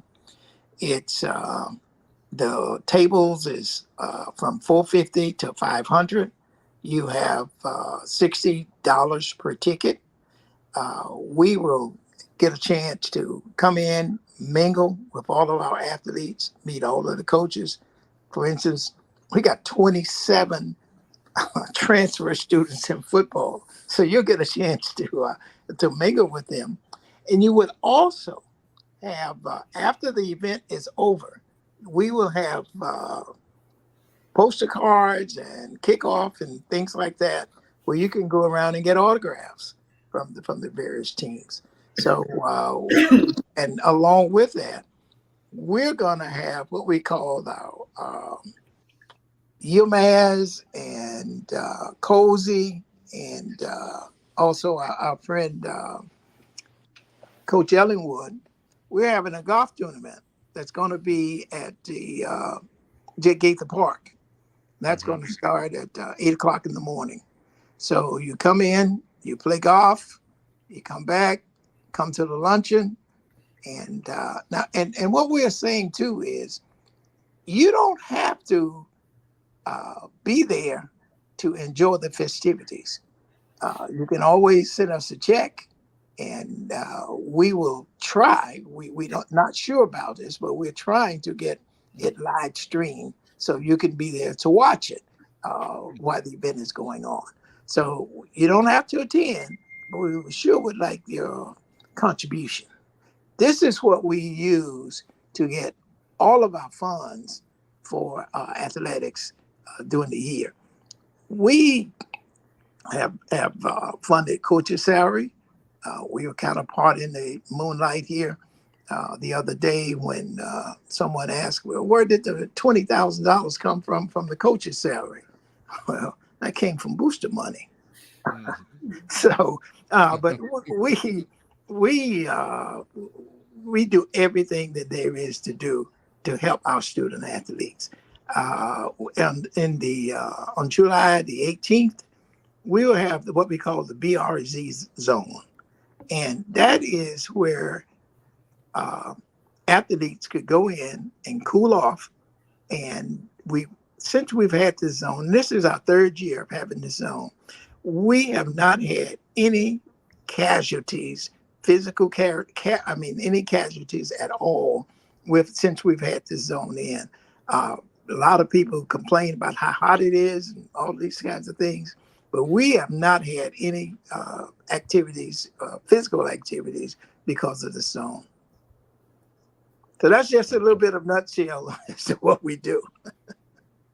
Good stuff. Good stuff. That is awesome. Let me make sure to promote that again. As you saw the flyers, the info there, folks. That's right. The 2024 kickoff luncheon and fundraiser. I'm always jealous that I don't live in Tallahassee.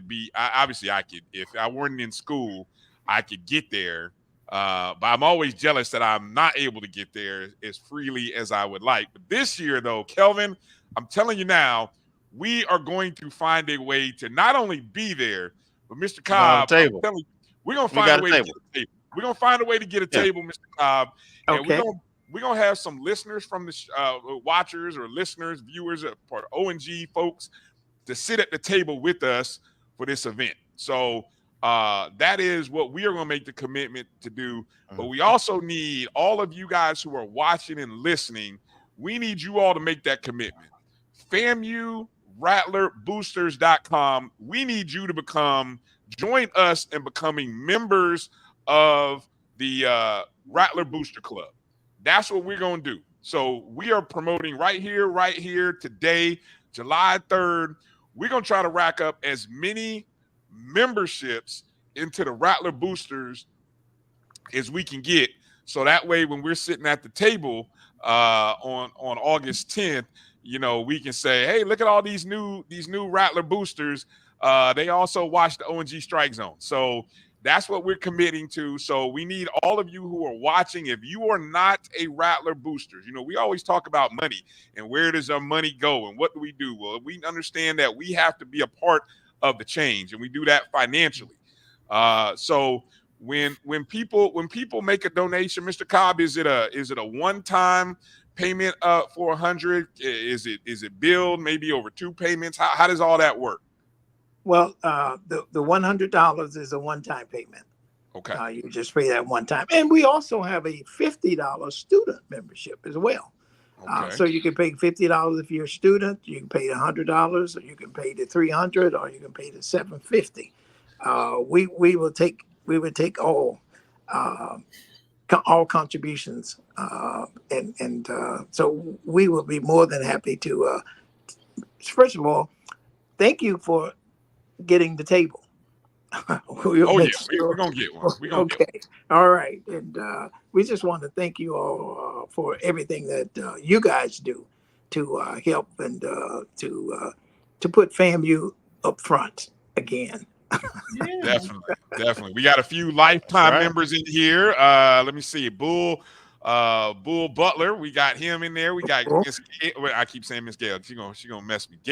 Gail's in here. Mike Road Dog Reed, another lifetime booster member. If you're a lifetime member, go ahead and drop your, give a shout out in the chat room, or if you're just a member, whatever. Everybody may not be able, but however means you are, go ahead and drop that in the chat. Doc, go ahead. I'm gonna give Dr. Lori the room here. Go ahead.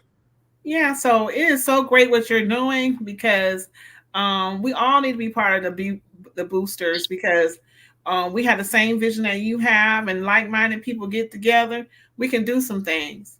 So I really am supporting you in all your endeavors with this, and making sure that the student athlete and the students at FAMU period are taken care of. That's should be a goal of all alumni. Okay, thank you. So I commend you for that. Got some soon-to-be lifetime members here. Jens P checking in, soon-to-be lifetime members. We love it. We love to hear it. Question from the chat, Mr. Cobb from JT. What's the current financial goal for the boosters? Can you talk a little bit about, there's always something. If you were able to catch our interview with Coach Yilmaz, there's always something that our programs need. So can you speak about financial goals? How do you all process that, or are there any current goals that are being worked on? Well, the first thing that we have is the BRZ zone. That's a $15,000 commitment that we have. Still got to pay that. We hadn't paid it yet, but we still got to pay it. We have goals. Our goals are based on how much money we get, and as we spend everything that we have to go toward student athletes. And let me mention this other thing, and that is none of us are on salary. All of us are voluntary, and we do everything that we can to make sure that this operation is running. Right. Good point. And again, want to encourage everybody, FAMU Rattler Boosters.com is the website. Easy to navigate, easy to process, and obviously you can find out information. In terms of now, you mentioned a few perks and things like that. When it comes to games and in events, are there any perks or anything that comes with being a booster as it relates to football games or other basketball games? Can you talk about that for a moment?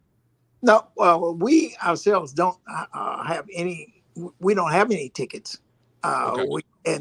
So we buy our own tickets, and all that we can do is try to promote the university and make sure that you're able to get the tickets and things that they have.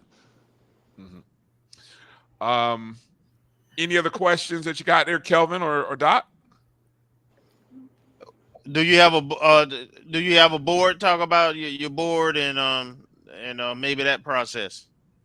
Yes, we have a board of about 26 people, and one of the things that I didn't say is that Colonel Ron Joe is the chairman of the kickoff committee this year, and they have been working really hard and getting everybody to sell all of the tables. So I just like to commend him for what he has done so far. But all in all, there are 26 board members that we have, and everyone works as a volunteer basis. Okay. You want to get in there, Doc? Everything can be found on your website, right? What your events are going to be, how to become a member, and all that. All the information is located there. Yes, that's on the FAMURattlerBoosters.com. Okay. If you had a wish list item or a thing, this may be challenging because I know we want to love on all of our sports, but if you had a wish, hey, this is something I really want to be able to do. Do you have a wish item or wish list that you would love to be able to provide to a particular program or to all of our programs, Mr. Cobb? I have one wish. All right, let's hear it. It may sound crazy, but we need an NIL deal. We really, really do. I just can't. I can't say enough about how we need to put together an NIL deal so that our athletes can start enjoying some of the other benefits that's being done. We've lost so many athletes in the last 2 years because we don't have an NIL deal. And now, when you say an NIL deal, do you mean something from like an entity providing NIL, or you mean a gift that allows for NIL opportunities? We're talking about a gift that we can get, a gift we can get. For instance, if you got a business and you want to get someone to come to your place, then you give that kid a NIL deal and tell them that, hey, this is a good place to shop and you should go there too. Those kinds of things.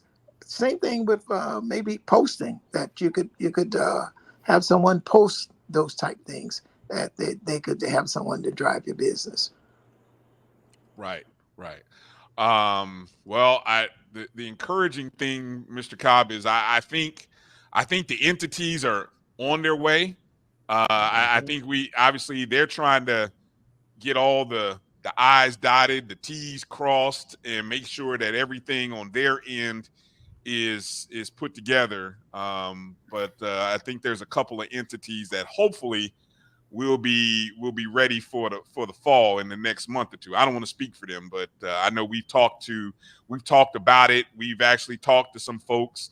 The folks with the Fang Exchange is one particular NIL collective group, and then we've heard about another entity related to basketball, but we're still waiting on we're still waiting on it to be official.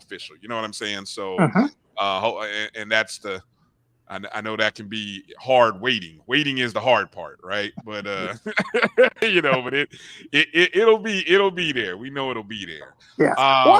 So I have a question. So are you looking for corporate sponsorship, or are you going to encourage small businesses to actually do NILs with the boosters? And we're looking for anybody that got any type monies that could use for NIL deals. That would be corporate sponsors, local businesses, anybody that has businesses that they want to promote their business. We're looking for them. And so let me ask you this question. So how would that work? Would you have an agreement, what we call an MOU, a memorandum of agreement or understanding with that small business or the corporate, and then you would funnel the student to the business, or how would that work? What does that look like? Well, first of all, I'm not in the NIL business, and I'm not sure exactly how that works. But my understanding is that if you have someone and you're going to have them working for your business, you want to entice them to go in and to get as many businesses. They can post something on their Facebook page, or they can do any type things like this that they could get support to your business. Yes, that money will go to the individual as well. Yeah. And there is, I think, one thing that people have to remember, I think, and we all need to be aware of this, the booster, like, this is where we've talked about this in previous shows, where the separation of and functions of different entities is where college athletics is these days. For example, the boosters help support and finance the athletic programs and department, whereas your NIL collectives are working individually with the student athletes of the programs. And I don't know if, Kelvin, correct me here, I don't know if the NCAA laws have loosened up enough that allows they have changed, and so there's schools now setting up Power 4 schools setting up. As a matter of fact, a school just hired a person that strictly deals with nothing but NIL for that school. So it has loosened up. There are more opportunities, and I'd be interested to hear Mr. Cobb, if there's any thought to how we structure FAMU Athletic board to kind of align better all the different people who are given. And what I'm getting at, like, if you look at how the University of Florida, UF, and their and how they're structured from a athletic association standpoint, Florida State, there's a booster, and they have their board, but the president of that organization and other organizations who give, they kind of sit on this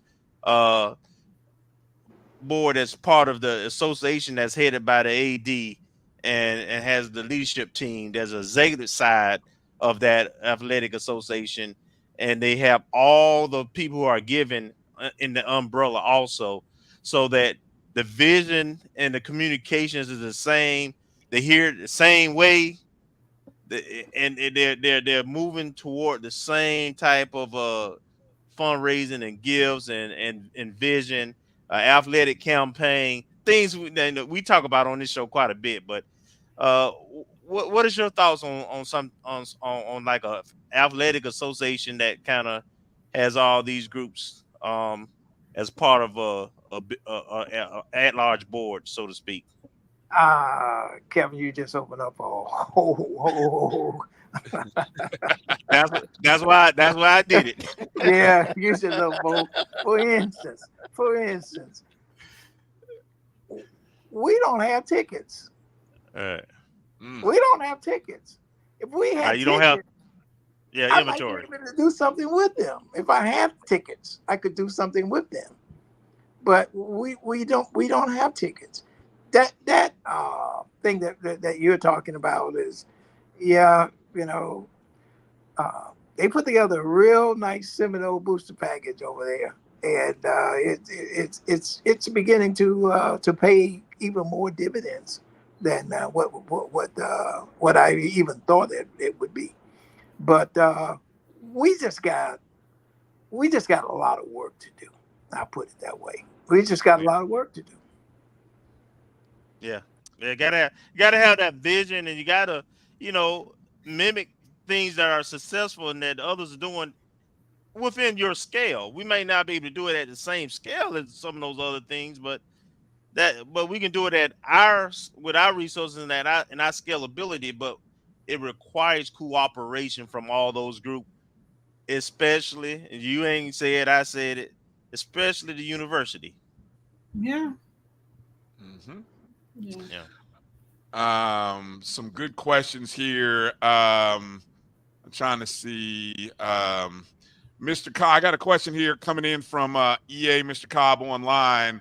Do you think that if FAMU had some better facilities, training tables, better travel for athletes, maybe even training and recovery, you mentioned losing players to NIL. Do you think if some of those items mentioned were improved, do you think some of those players might have stayed? Well, I think anytime that you can improve the situation there, it's always good. And we do have somewhat of a training table, and don't get us wrong, we do have a training table, and we have muscle milk and all those kinds of things. So yeah, we aren't just bare. I mean, we do. We don't have enough of them, I think. Mm-hmm. to say it. It's just not enough of them. Just like, I always tell people at FAMU, coaches that we have are some of the best college coaches that you will find anywhere in America. Yes. We need to support our coaches. Mm-hmm. Amen. Well said. So again, let me remind people here. Again, we want to encourage you. FAMURattlerBoosters.com. The booster, one of the few, or Kelvin, what's the right way to say this regarding it being a DSO? It is a direct support organization of the university. So,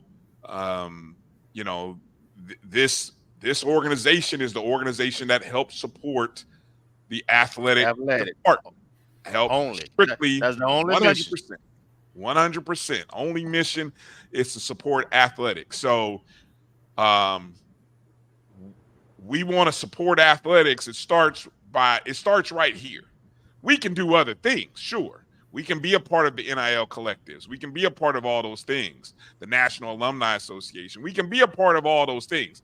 But if you love athletics, if you are watching and listening to this show, you got to find a way to become a member of the FAMU Rattler Boosters today. This month of July is our goal. The O&G StrikeZone, our goal is we're setting a goal in the month of July, promoting the heck out of being members of the FAMU Rattler Boosters. That includes myself, anybody else watching the show, listening to the show, and the sound of our voice. We need you to become members of the boosters. And that is how we start to make the change. We can do all the other things. That's great. But we got to start here by joining and being part of the booster organization. And then when we get to this kickoff luncheon here on August 10th. August 10th, 2 p.m. Don't forget there's a golf event going on in the morning. I'm not a golfer, but if I can drive a cart, I might drive a cart. But anyway, the golf tournament is in the morning, and then in the afternoon is our luncheon with all the coaches. The student athletes will be there, and you can also, if you're not going to be a part of our table, then you can join. And you can buy a table or you can buy individual tickets. And Mr. Cobb, I might know somebody I might know somebody. If you need help streaming that event, if you decide to want to go that route, I might be able to help out in that process somehow, some way. I'm just saying, I might know a few people. But anyway, there's the information right there.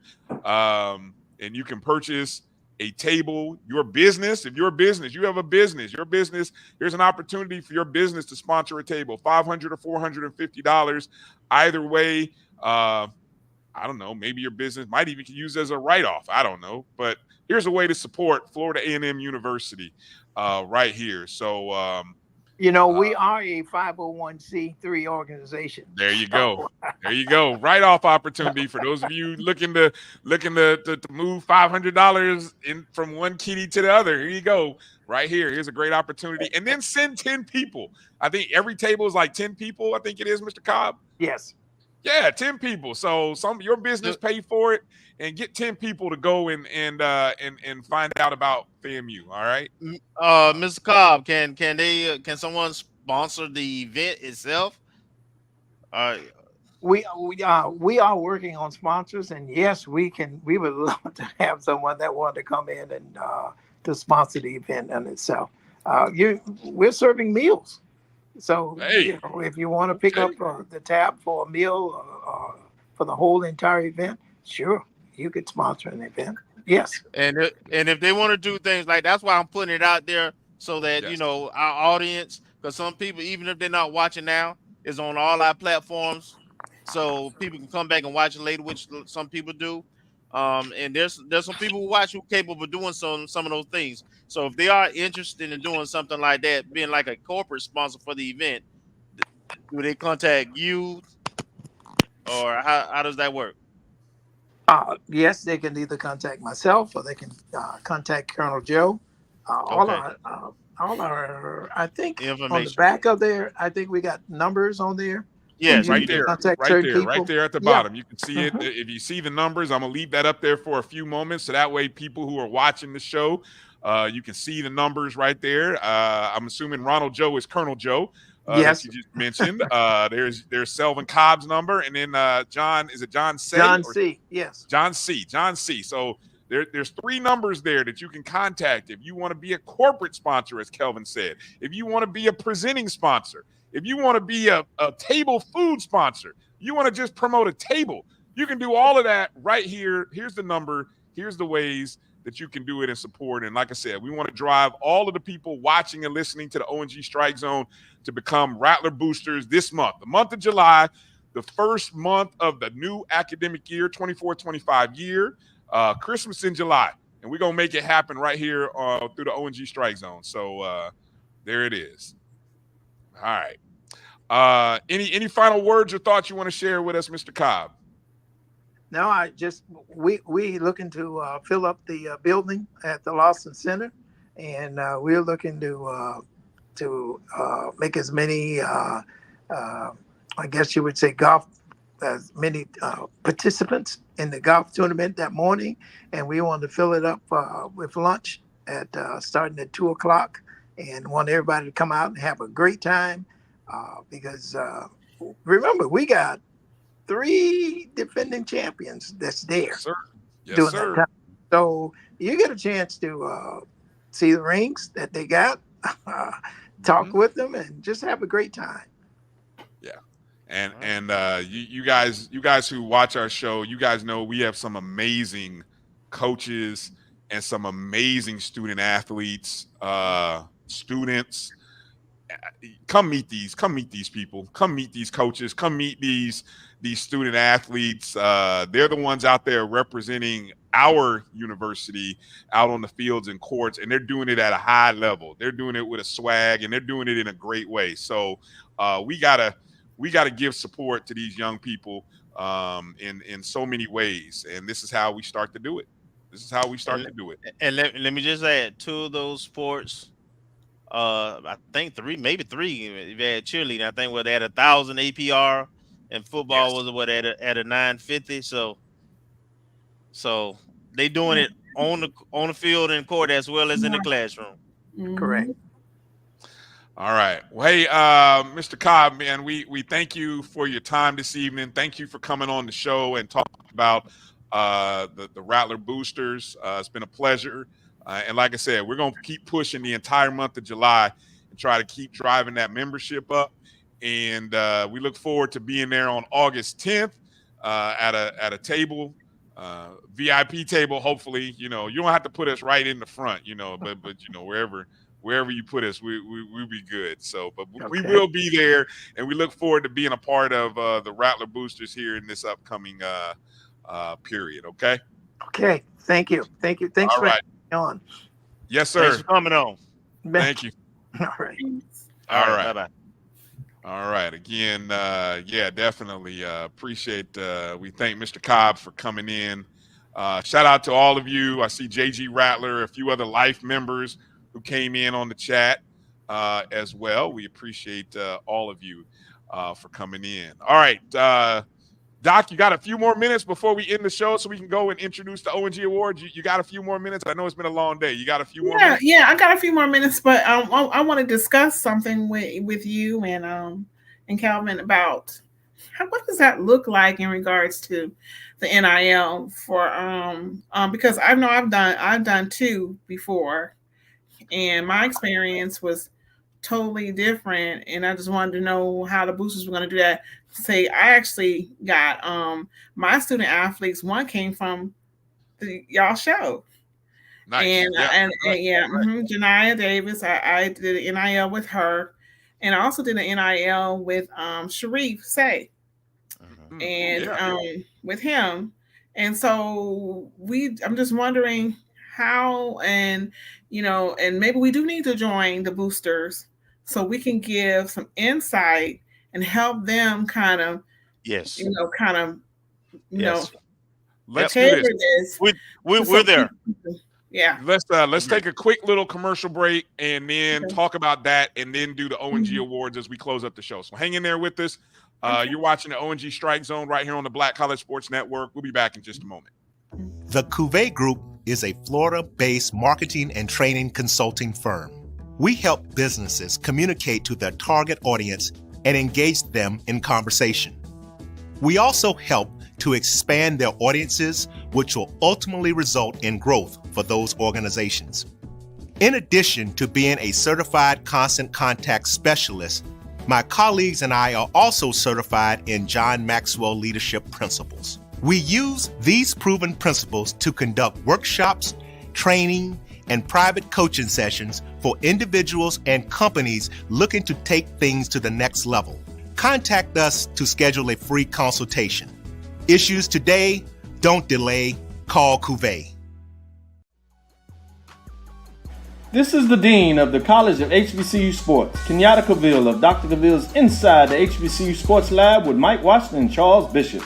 Come mix it up in the lab where the course lecture is in session every Tuesday from 6 o'clock p.m. Central Standard Time on Facebook Live, YouTube Spreaker, or the BCSN app, as we discuss all things about the HBCU sports culture, including exploring the week that was in the sporting HBCU diaspora.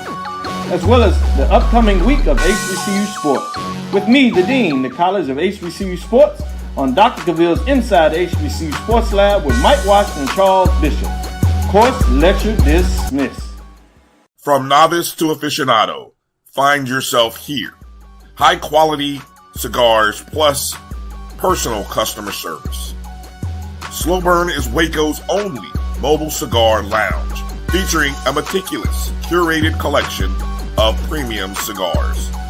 Visit our website, www.slowburnwaco.com. That's www.slowburnwaco.com.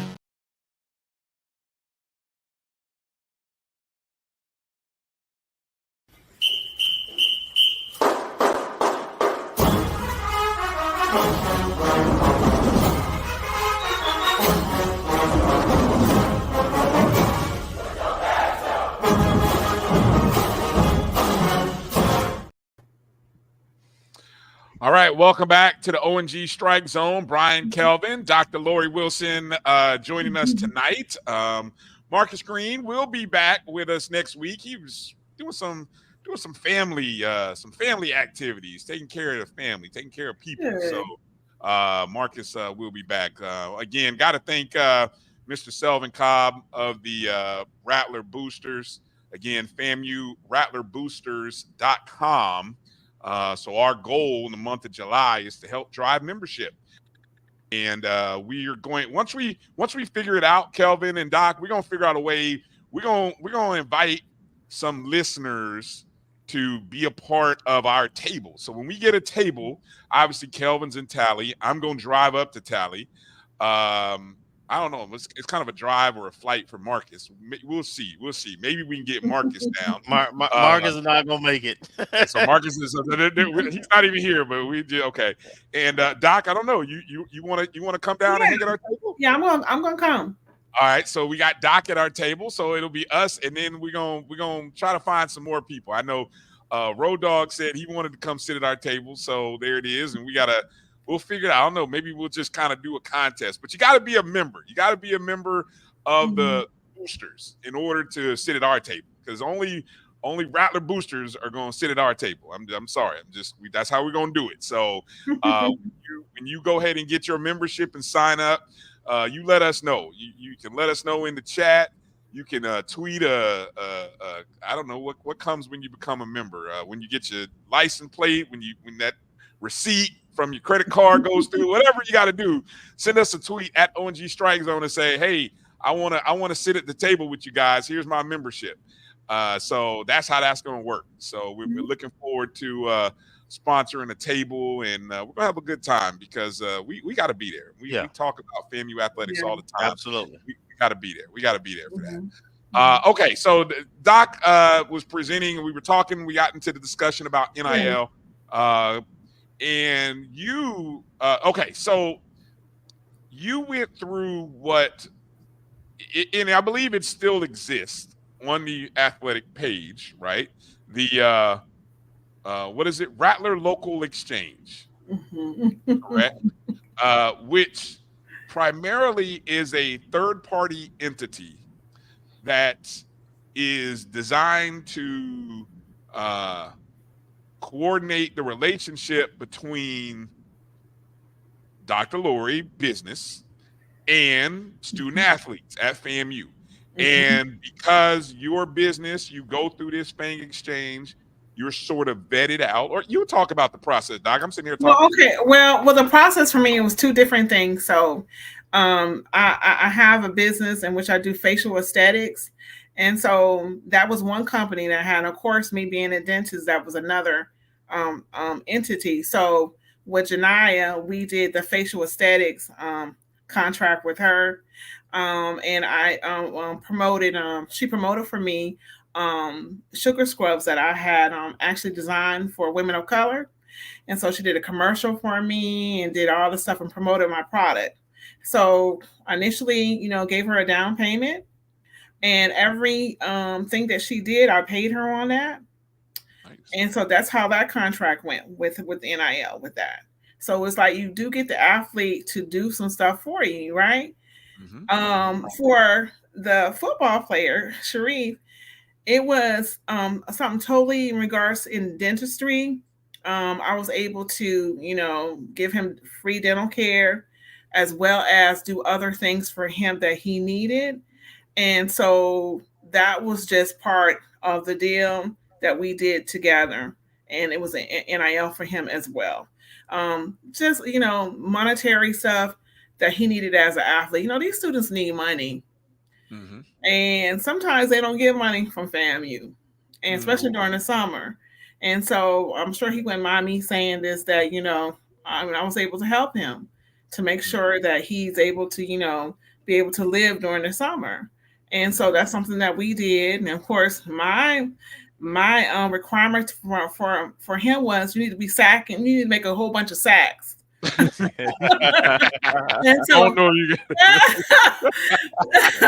and that's how that NIL went, right? Because it was a black. I said before, when much is given, much more is required. Right. That's what my thing with him. You need to be sacking the foot. Come on now. And so it's all predicated on that. And so he did. He did. Yeah.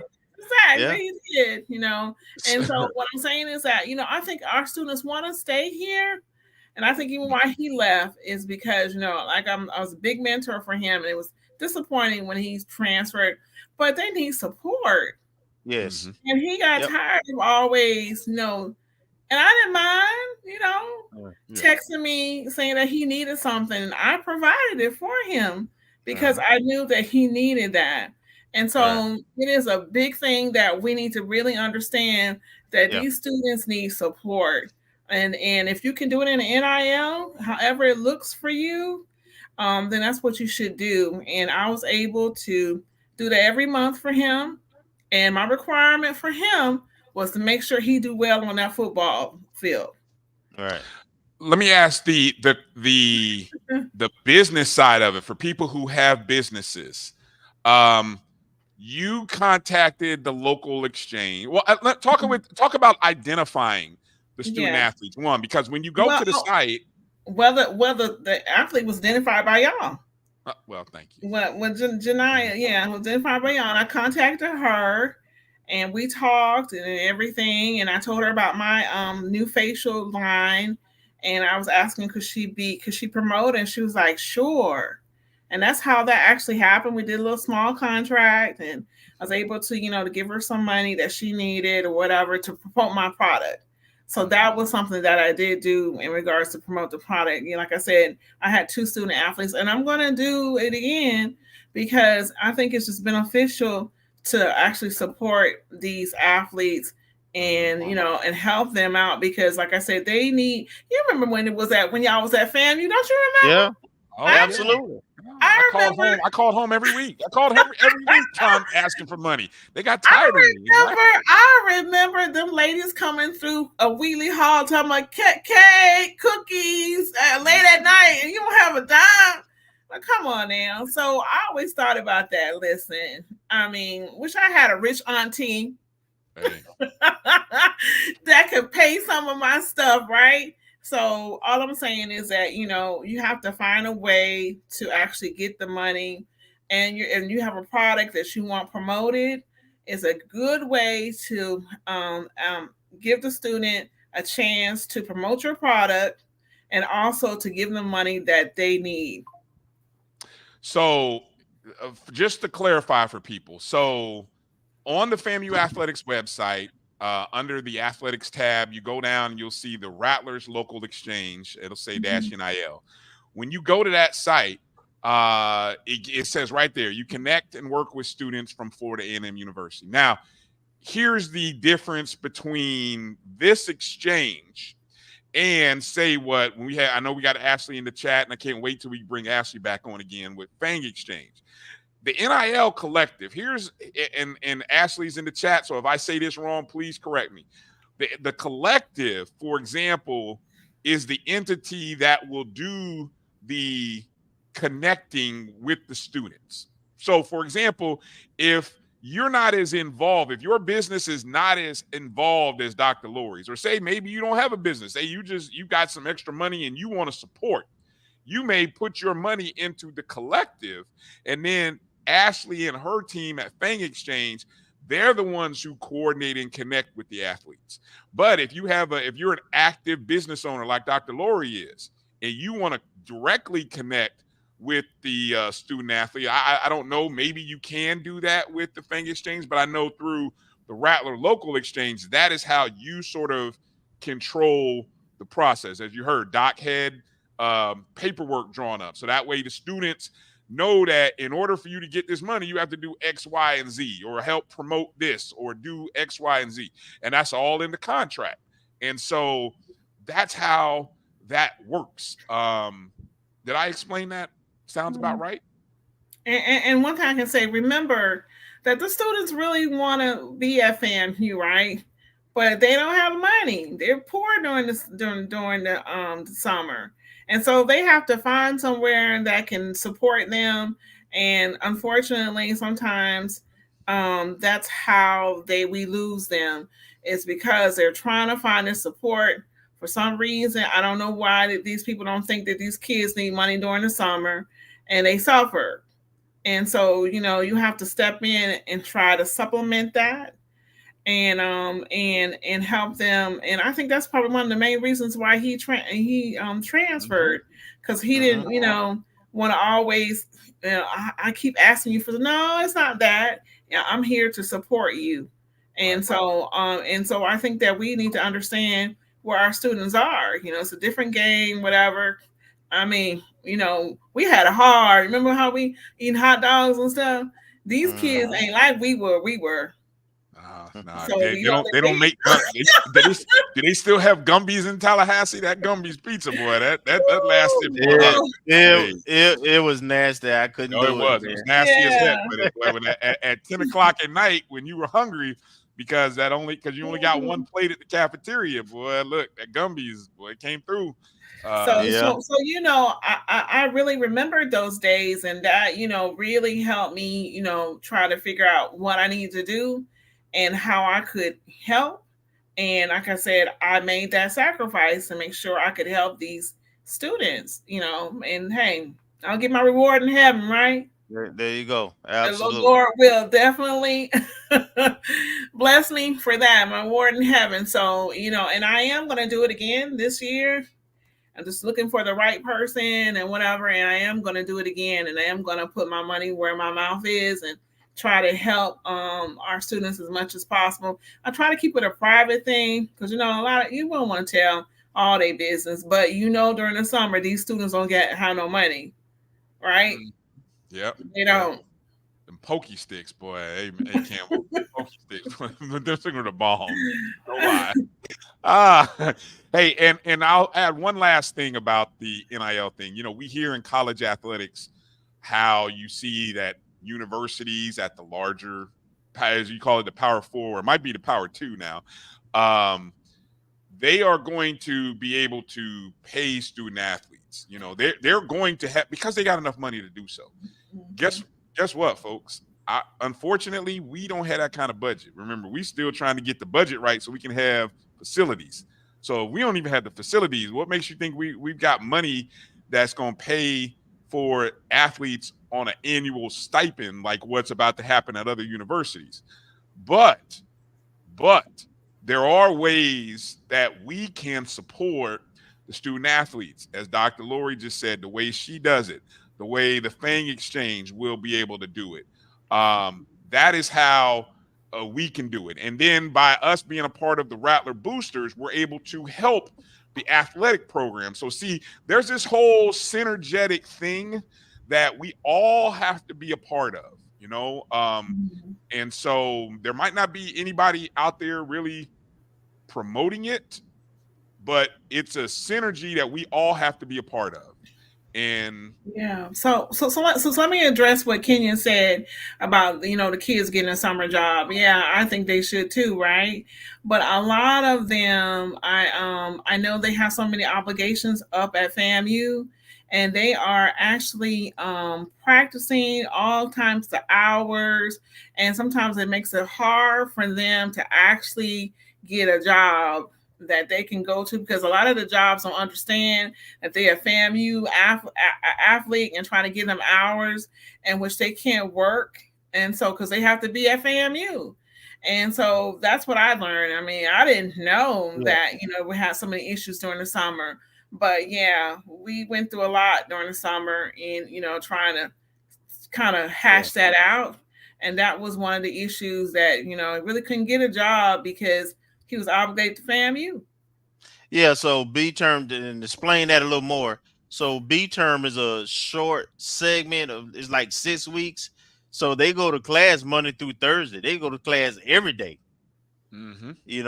And because they got less weeks to work with. And then on top of that, they have practice. Yep. They have mandatory meetings. They have practice early in the morning generally, right? 6 in the morning. They up practicing. And then they have afternoon meetings a lot of times. So it is challenging. And Kenya, we were in a different era. Yes. That era is gone. Yes. That era is gone. So we just have to understand and embrace that, and know that it was just going to require more and more of a commitment, or organized commitment from all of us, from all generations, right? Working together. Synergies are a wonderful word, man. And I believe part of the reason my good brother Kofi was so tough on administration, because he expected and wanted more. We all want to see FAMU be the best version of itself that it can be. Yeah. And that's not cheap. That's not cheap. Yeah. It takes money. That's cheap. So let me tell you the new project that I'm working on. I was talking with Kelvin and Bryan about it. And, I've been working for the past few months, well, really 8 months, with some special people about really trying to get money together to have a true training table. I am in the process of writing a grant with 2 other people for FAMU to have a true training table, similar to what Brigham Young, if you ever went to their website, whatever, what those athletes get. And so we're in the process of actually taking the stats and stuff from FAMU football team. We're looking at everything, looking what the issues are. And we're actually writing a grant so we can get funded to actually, and we're doing it through FAMU football alumni chapter, which is the 501(c)(3), and we're partnering with Wally Williams, and so we can get this grant so we can really develop a training table for FAMU football.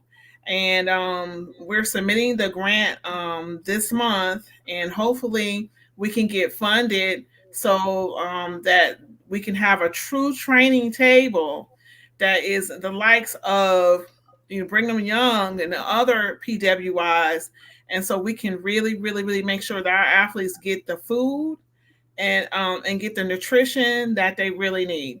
So that's what I'm working on now. Been working on it for about 8 months now, and we're just about done. We're going to get ready to submit so we can get funding and so we can have our athletes be on a whole different level. People don't understand about what's going on at FAMU. They don't understand, and they're not part of the process. And so whenever we have people who is negative and they don't understand what we're doing behind the scenes, trying to make sure that our beloved alma mater gets to where it's supposed to be and stay there. Mm-hmm. Well said, Doc. Yeah. I just did a quick search to kind of look at. There's a nice article. If you just search BYU training table from your look at that Google. I mean, you just go and you pull up some stuff and you be like, wow. I mean, it's you should see, it'll blow your mind. Yeah. Well, what's that milk they call? What he was saying about it ain't just that. It's a whole bunch of stuff. No, it's a whole lot. But I love the fact that, like Kelvin talked about, using, we don't have to try to reinvent the wheel, folks. Mm-hmm. Taking the successes that other institutions are having, and this goes. We talked about this from an academic standpoint, a facilities management standpoint, from an athletic and NIL opportunities you know, there are other people and entities that are doing it. Let's look at what they're doing, and even if we have to scale it to fit what we are capable of, we can create something that is efficient, effective, and manageable for our university at our level.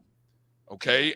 I think sometimes there are people who get discouraged because they think you're asking to create something that is impossible. It's not impossible. It's already being done.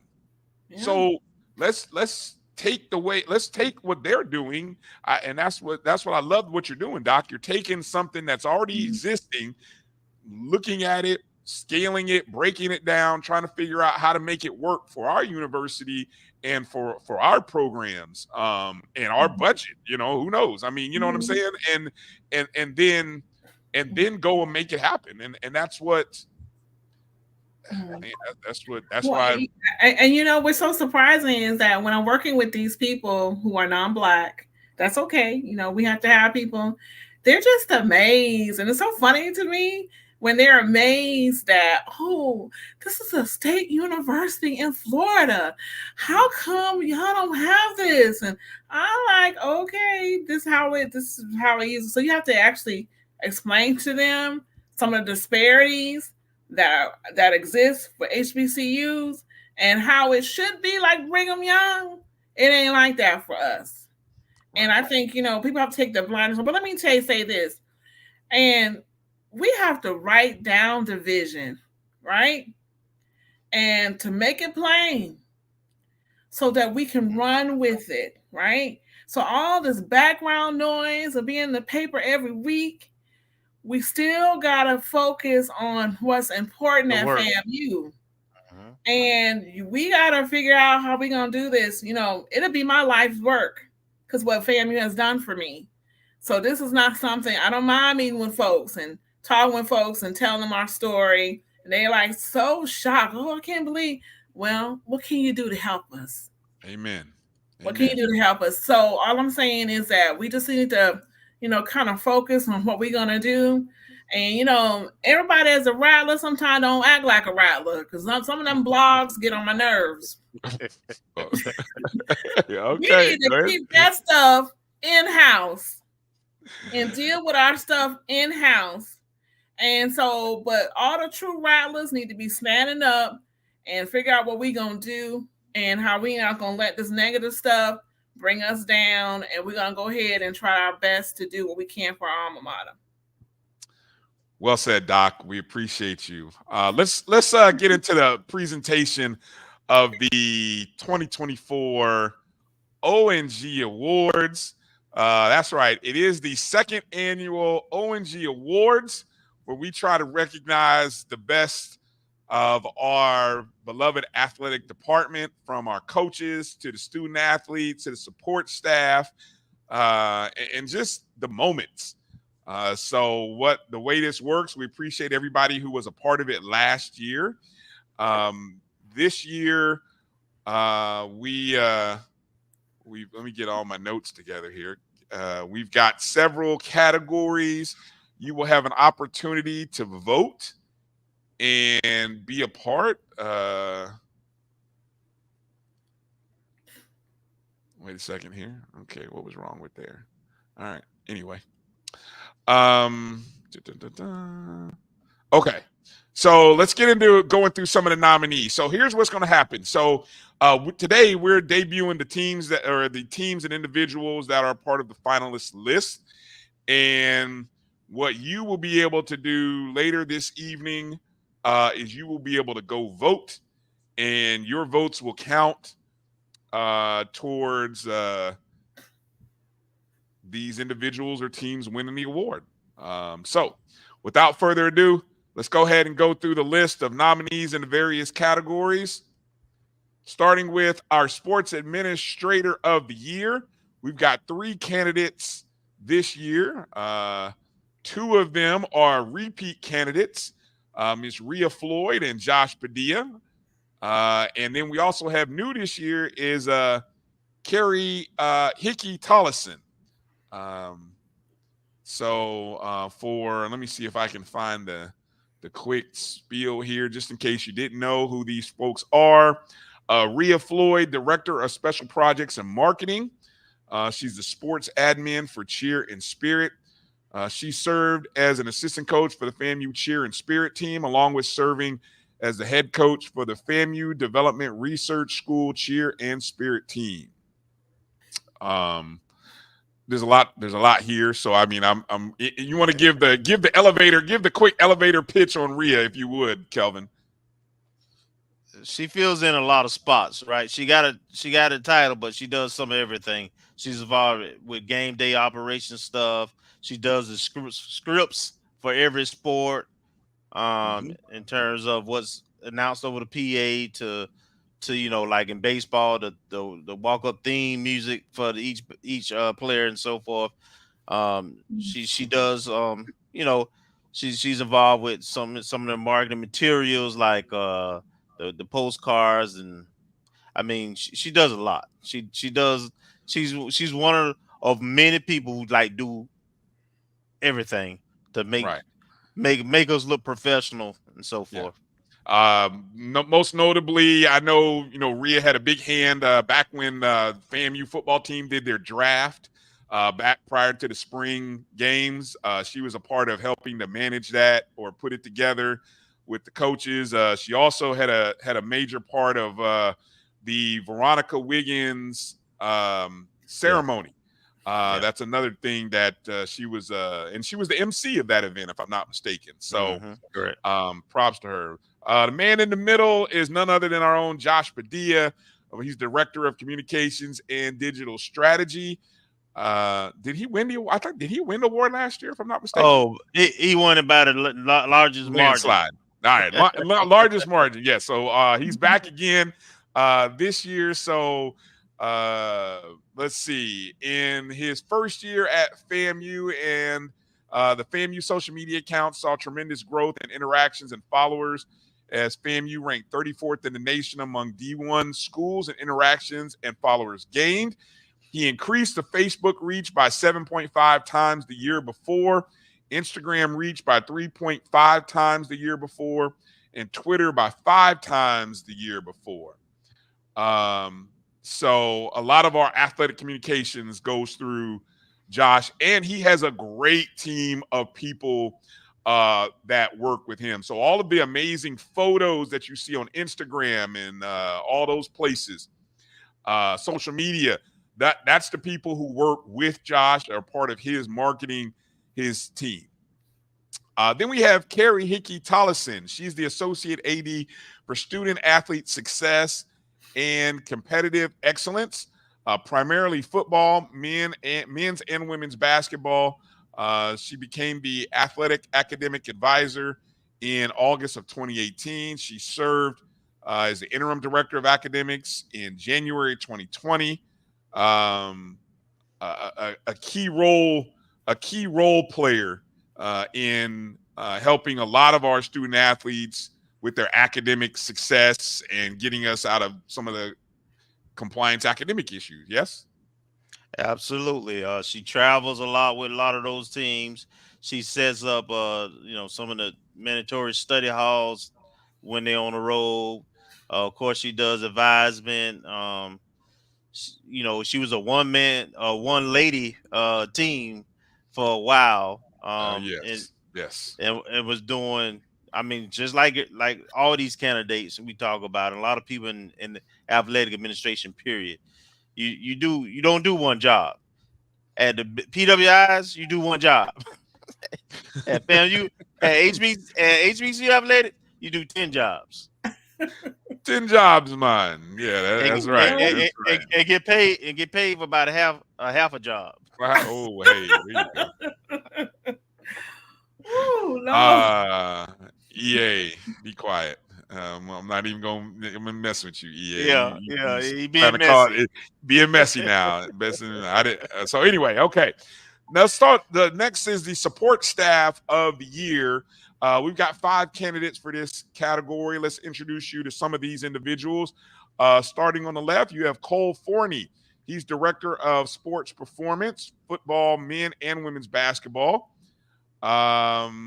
He was a part of this category last year. And so he comes to FAMU after spending 2 years at the University of Georgia.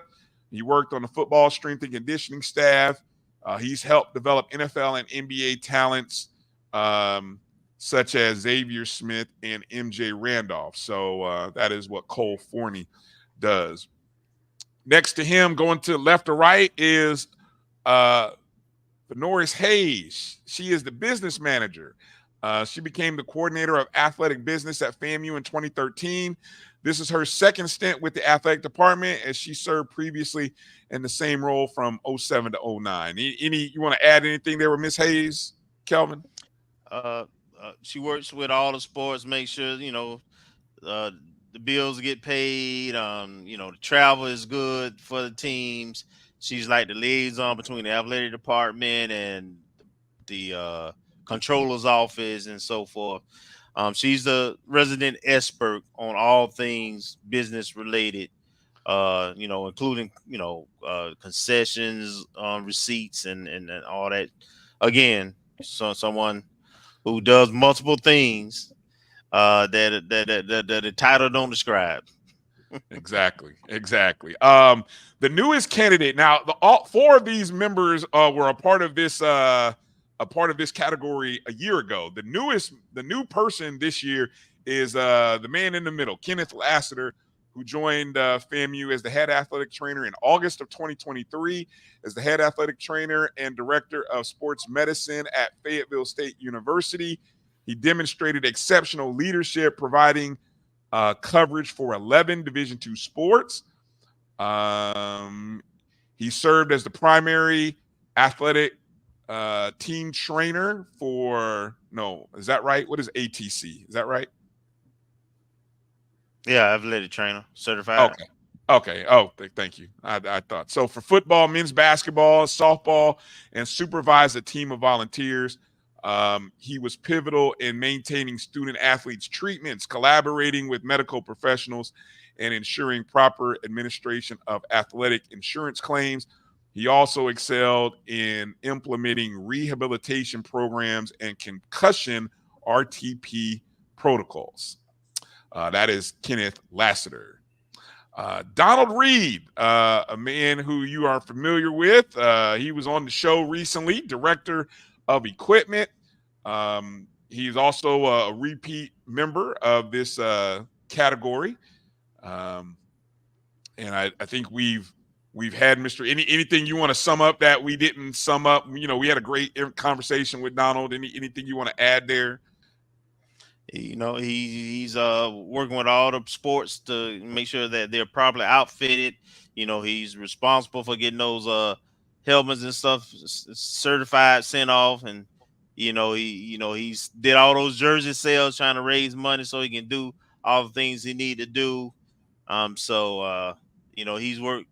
he works real hard, as he told us. Not only does he wash uniforms at 5 a.m. and it's in the state, he's there to 12 at night during football season and a lot of other seasons, because he does it for all the sports. But he's hand sewing uniforms back together and to save money for the university. So he's a very strong candidate for this category. Yeah. Do you remember who won this category a year ago? Was it Donald? Who won it? I don't even remember. I don't know. Why did I think about it? Come on, that's shame on me. The last candidate there, Dr. Garrison Roll. He is the sports medicine orthopedic surgeon. Dr. Garrison joined Tallahassee Orthopedic Clinic in 1997 and is a highly accomplished sports medicine surgeon with a distinguished career in the field, with expertise in orthopedic surgery and a specialization in sports-related injuries. He has made significant contributions to FAMU athletics in treating athletes in over 20 years. As Ms. Sugg says, Dr. Roll, priceless. Very well said. Absolutely. Okay. We can't afford him, but he comes and does it anyway. Amen. Amen, Dr. Roll. We appreciate you. All right. Let's go to some of the assistant coaches now. Let's start with the assistant coaches, the Women's Sports Assistant Coach of the Year. The nominees this year are, we've got Coach Steve Canfield of volleyball, who I believe won this category a year ago. He was picked to win this category a year ago. Also, a repeat candidate in this category, Miss Felicia Barnes of our cheer and spirit team. New to the category this year, because I believe this is his first year in our program, is Coach Adante Jenny, who of our women's basketball program, a highly experienced physical ed instructor and basketball coach with over a decade of hands-on experience at the high school level. Is excited to be a part of FAMU and our women's basketball program. Let's see, prior to coming to FAMU, he coached at Crossroad Academy Charter School, where he led the basketball program to its first state tournament in school history in 2019, and Tallahassee Godby High School, which is his alma mater. He also led Godby High School team to its first district title since 2015. He's coached AAU girls basketball. He's a great he's a very good assistant coach. Even I think one of the main recruiting coordinators on Coach Gordon's staff, if I'm not mistaken. And if any of you had a chance, they just recently dropped a new Mic'd Up with Coach Gordon. First day of practice. So gotta love it. New this year also is Tamika Kenshin, who is an assistant coach with the women's cross country and track team. And Coach Ellenwood has made it a point to let us know that Coach Kenshin is a big reason for the success of not only the cross country team winning the SWAC, the indoor team winning SWAC, and the outdoor team winning, actually coming in second and very close to winning and almost having the sweep in women's sports. So we have a good one in Coach Kenshin. So that's Tamika Kenshin. It's her first year. And then Coach Earl Wade, also another repeat assistant coach in our category. He's an assistant coach with Coach Nikki Houston there with our tennis program. And of course, this past year, the tennis team went 8-1 in conference play. Yeah. You're funny, Steve. Exactly. Okay. Yes, we are talking about the women's sports. All right. So those are our 5 candidates for the women's sports assistant coaches of the year. Our nominees for the men's sports assistant coach of the year, we've got 3 of our football coaches and 2 baseball coaches. So we've got Coach Joseph Henry, Coach Milton Patterson, who are this year. Coach Henry will be the offensive coordinator this year. Coach Patterson will be the DC this year. Of course, Coach Henry last season was the offensive line coach / co-offensive coordinator. Coach Patterson worked as the defensive line coach last year under the man to his right there, Coach Ryan Smith, who was the defensive coordinator. Of course, we know Coach Smith went on to, he's now, I think, at Murray State. But, of course, Smith and Patterson were a part of the Dark Cloud defense, one of the nation's top defensive units. So shout out to them. Coach Jeremiah McCullum, who also has been on the show in his first year. He was the pitching coach this year for FAMU. And, of course, we had we enjoyed having him on the show when he was on about a month or 2 ago. And obviously we had a pitcher of the year. We had a SWAC pitcher of the year. So Caleb Granger. So shout out to him. Brett Richardson is also, he is the hitting coach for our baseball team. So both of those 2 men work with Coach Shoup And of course, Coach Richardson, we had Coach Shoop on a couple weeks ago, and he talked about how big a role Coach Richardson has played with this team's success over the past year. So there are nominees for our assistant coach of the year. All right, let's look at the head coaches now. Let's see who the nominees are for our women's sports coach of the year. It's a loaded field. This is tough. This is where the categories get tough. Yeah. Yes. It's a loaded field right here. All coaches who had great seasons. Of course, Coach Gokhan, who we just talked with for volleyball. Coach Ellenwood, who won 2 SWAC championships as the director of the cross country and track programs, and almost was like that close to having the third. Coach Gordon, you can't express enough. Again, Coach Gordon started in August, 2 months before the season. She didn't have the summer to work with. This is her first summer working with the basketball team. And didn't have the staff until October, beginning of October. Yeah, so talk about, and got our team to the SWAC tournament. Man, what an amazing year. Coached the SWAC Player of the Year. What an outstanding job for Coach Gordon. Coach Rochelle Nikki Houston, of course, the tennis program, again, one of the top programs in the SWAC, got all the way to the championship game for the second consecutive year. And they were regular season champions, so don't want to for the second consecutive year. And then Coach Camise Patterson, Coach P, softball, had a great season with the winning the East, getting to the championship game. Just an outstanding year by softball. That's going to be a tough. You only get 1 vote, folks. So I'm sorry. You don't get I don't think, unless you create multiple email addresses, you only get 1 vote. So that's going to be a tough one for you guys to kind of decide there on the women's sports coach. All worthy candidates, by the way, in my opinion. Yes. All worthy. Doc, anything as you see, I don't want to leave you out. So any comments you want to, as you look at this list of coaches or any of the other categories? Oh my God. I don't even know what they're all great. Who to vote for? It's tough. You only get 1 vote. Unless, like I said, unless you create multiple email addresses, you only get 1 vote.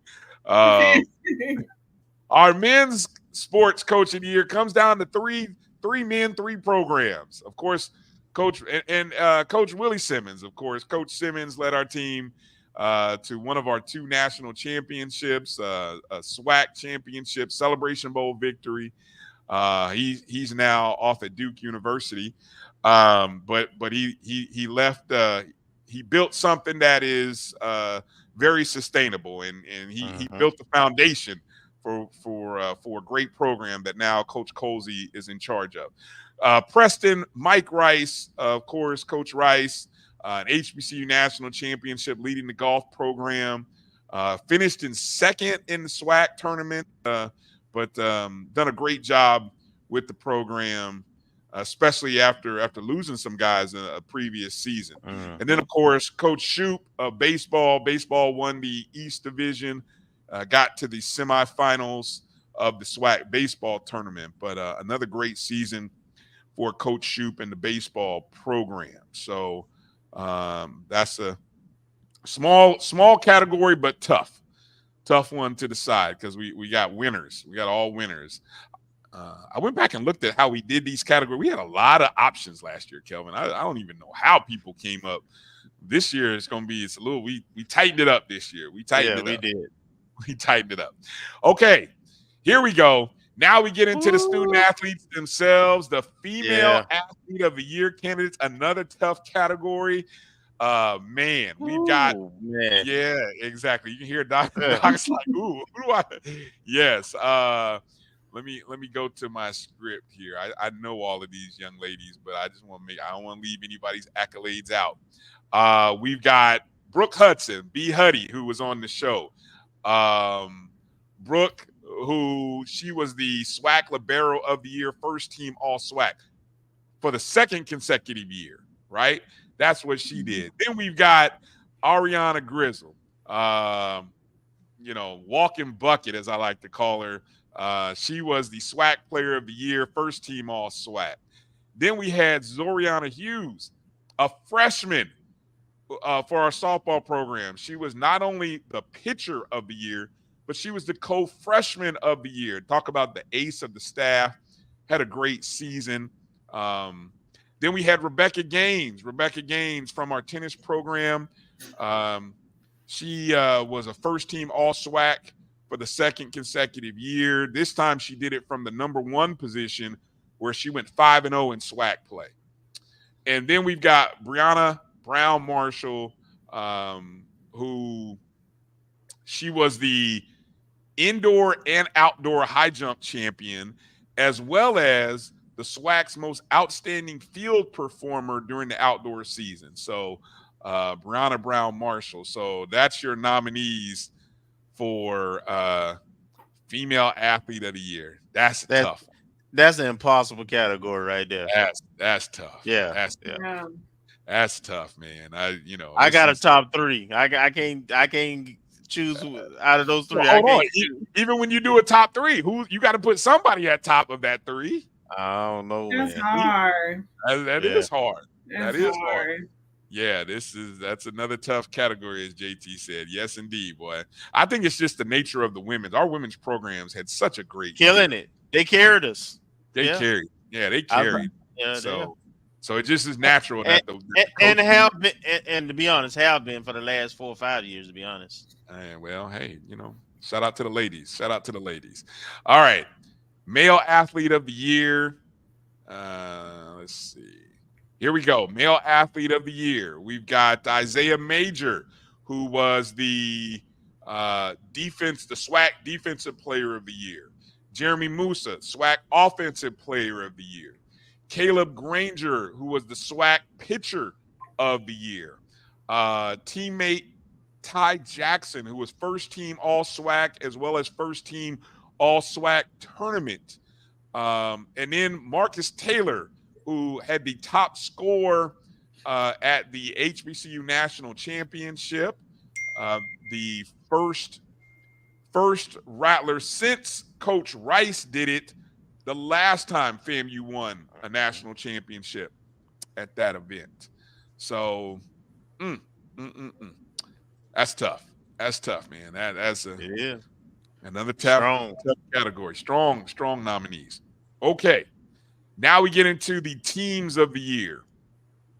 Our women's sports teams of the year, we got 6 candidates for you to vote on. We might have had more, but I had to narrow it down, make an executive decision and narrow it down to 6.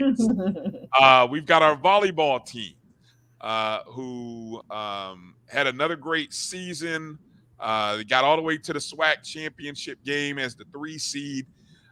They had a good season. We got I'm going to go from left to right. Then we've got our cross-country team, of course, surprised everybody by winning the SWAC cross-country tournament, win the SWAC championship. Our indoor track, our women's indoor track team had a great season and then finished it off in big-time fashion by winning the SWAC tournament, winning the SWAC championship. There's our softball team. Of course, our softball team, East Division champs, got to the championship of the SWAC tournament. Our tennis program, co-regular season champs, and they too got to the SWAC championship game. And then the 4x400 meter relay team, hold on, let me make sure I got the names here. Who's that? But anyway, they won on the last event of the SWAC outdoor meet. They won the 4x400 meter relay, and very, very much could have been the deciding factor in us winning. They at least got us to second place in the championship. ED,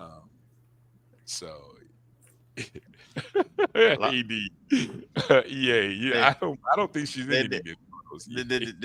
The chat is rough, man. The chat is very rough. Because I'm not in there. You know how hard it is for me tonight. But it's our own people, though, Doc. It ain't no one else but us. It's us in there right now. Well, you missed JSU up in there. Yeah, I saw him in there. They were earlier. They were in there earlier. Fortunately, we were in the interview, so they couldn't distract too much, I hope. So as loaded as our women's sports team, the men's field is a little shorter. All right, there we go with the men's team. We got our football program, the football team, 2023, HBCU national champions. We've got our baseball team, which East Division, SWAC East Division champs. And then we've got our golf program, HBCU national champs. So we got 2 national champions, which I think we said, was that the first time that's ever happened for FAMU, right? Two HBCU national champions in 1 year. Yeah. All right. So that's, 3 categories there. Okay. And then the last category, which is really interesting to kind of look at, memorable moments. These were the memorable moments that you were going to vote on for our women's sports teams. We've got, of course, the cross country team winning the SWAC championship. We've got the indoor track team winning the SWAC championship.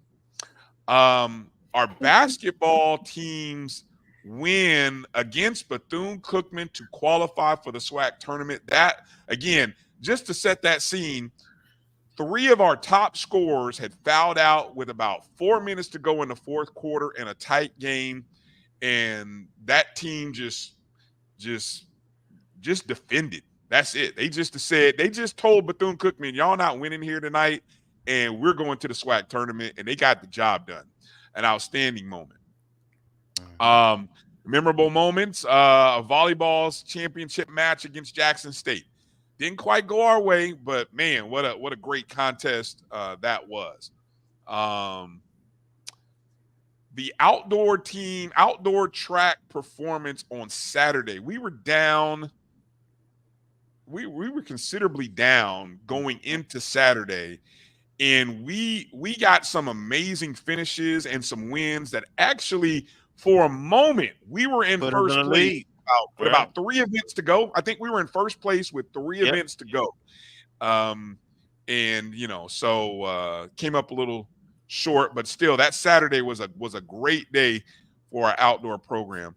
The tennis championship match against Jackson State, or Alabama State, excuse me, came down to the last match. Match. Yeah, and an injury kind of hobbled us a bit, and kind of that game. Man, that was a tough one. Moving over to softball.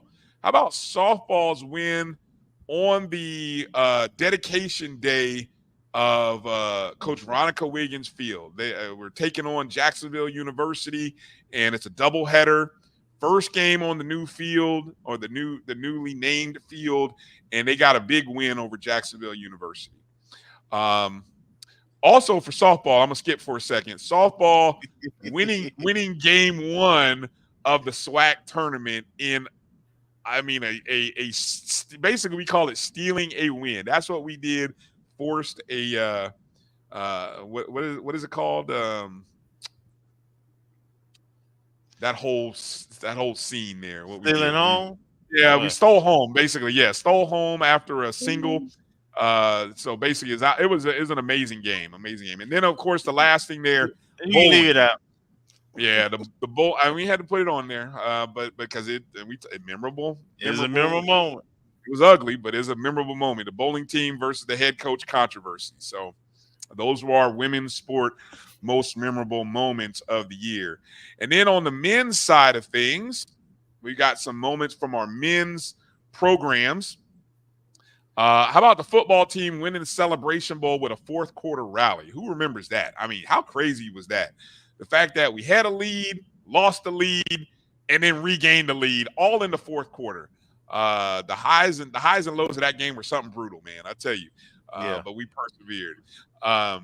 And also, while we're talking football, you got the fourth quarter lights out standoff. Southern game. Wasn't that crazy? That was still that was crazy. Yeah, and I think were we down at the start of the fourth quarter? Yeah, we were. It wasn't much, but we were down. Yeah, and we ended up rallying to get a win at Southern. in that game. But to turn the lights off, that was crazy. Yes, it was. And dangerous. Oh yes, they know. But it did get our team fired up though. It did. I don't think they expected what they got. No, they definitely didn't. Also, football team hosting the first SWAC championship for the first time on a rainy night in Tallahassee. Congratulations to them. And who can forget the opening play of the season? Marcus Riley, 96 yards to the hizzy on the opening play. I don't, and to this day, I think it's the only opening in the history of FAMU football. It's the only opening play kickoff return to open a season. I don't think anybody has expressed in any other time in the great history of FAMU football that has happened. Also talking about football, we've got, of course, the Coach Simmons resignation, that he had accepted the job at Duke. And then, of course, the announcement of the I guess he still is the Fort Valley State head coach, and then the Rattler Nation response to that would-be hire that led to the things such as the vote of no confidence, a new committee, and then the subsequent hiring of Coach Colsey. All of that in one nice little basket there. So I got a question. Yes. Has anybody went up to North Carolina and checked on Coach, on Willie?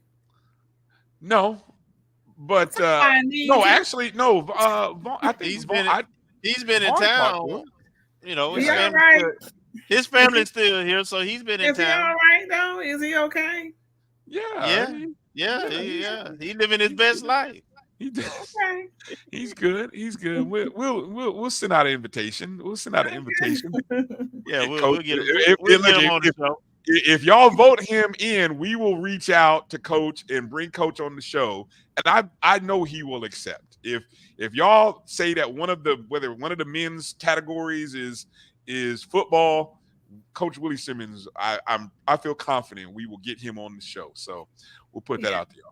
And then, of course, and the reason why I say that, I was so shocked when he said that, when he told Eddie Jackson when he was leaving that he cried and cried and cried. And I was like, man, that man didn't want to go. No, it's hard sometimes leaving a place you love. It's hard. It's hard. Yeah. So Mr. Campbell said he talked to him a couple weeks ago. So okay. Golf winning the HBCU National Championship is also our last memorable moment. So there you go. Those are the O&G Award categories in which you will get a chance to vote on. So, Dr. Lori, Doc, any what's the? Y'all stay up late. I'm past my bedtime. I know. It's not good. Anybody got to work I tomorrow? was yawning. I was like, man, they stay up late. It's the holiday tomorrow. Who's got to work? I know. Not working. Brian. What I want to say is that I enjoyed tonight. Thank you all for letting me sit in. You know, it's very hard. We got my conference on. You know, I need to be in the chat. I don't care if nobody call me a hall monitor or whatever.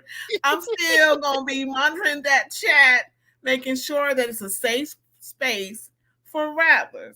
You know, and that's all I'm trying to do, making sure that all Rattlers feel respected and safe while I'm in there. If I'm going to put people out, I'm going to put them out. So I'm not going to stop. I'm not going to stop doing that. I don't care what y'all say. I'm still going to protect my Rattlers. Okay? Amen. I bleed. You cut me, I bleed orange and green. That's why we love you. That's why we appreciate you. We appreciate you, Doc. Absolutely. And thank you for coming on tonight. You did a great job. And we glad you got home safely, rushing through those streets, and it's all good. But next time I promise to give you way more, at least 24 hours notice next time. Okay, good. That'll be fun. I'll do anything for y'all. Y'all know that. We appreciate it. Kelvin, any last words tonight? Want to thank Coach Gokhan and Mr. Cobb, and then our special guest, Dr. Lori, She's very busy, and thank you for all you doing behind the scenes for our alma mater. And we use the moniker family a lot, and you represent what that is, right? It's not just a title you wear. It's work to this thing, and a commitment to it. And so and you do it gracefully and with such a positive attitude. When I grow up, I want to be like you.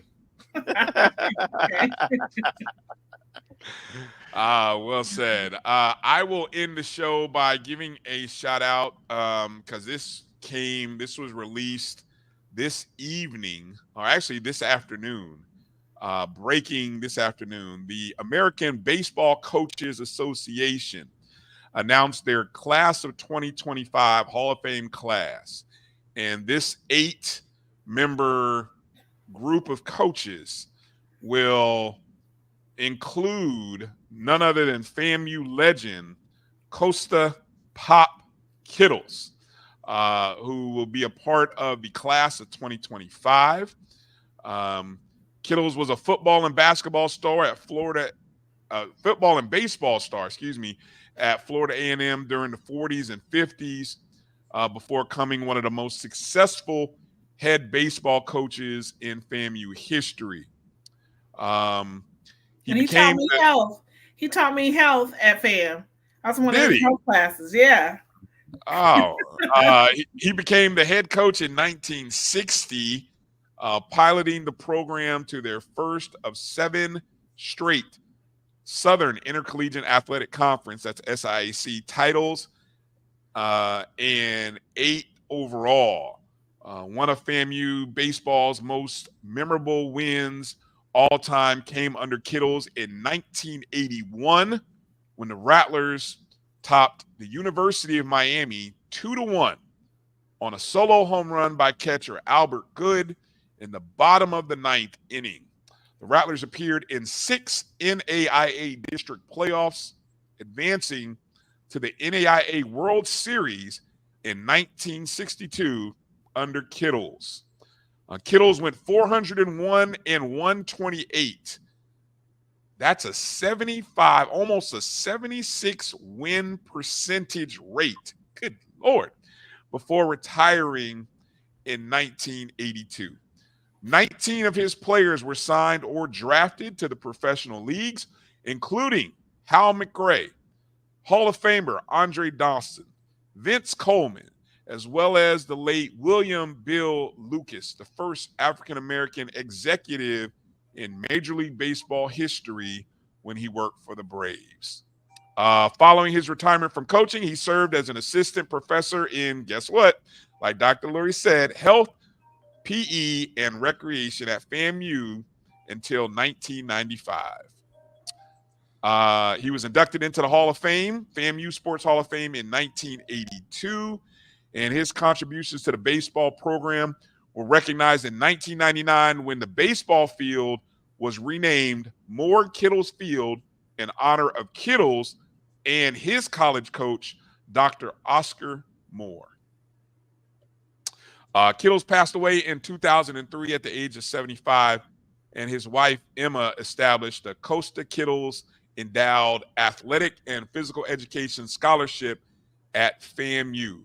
The scholarship is intended to provide financial support for students pursuing studies in physical education and participating in athletics at Florida A&M. The pair also established the Emma and Costa Kittle Scholarship in Human Sciences Endowment at Florida State University. So there you go. The induction will be, I believe I saw January 3rd, 2025. But congratulations to the Kittles family. Truly a great honor. And we're glad that another FAMU legend is being remembered. And I hope it continues to drive home the point that we have some great history to celebrate and talk about and share.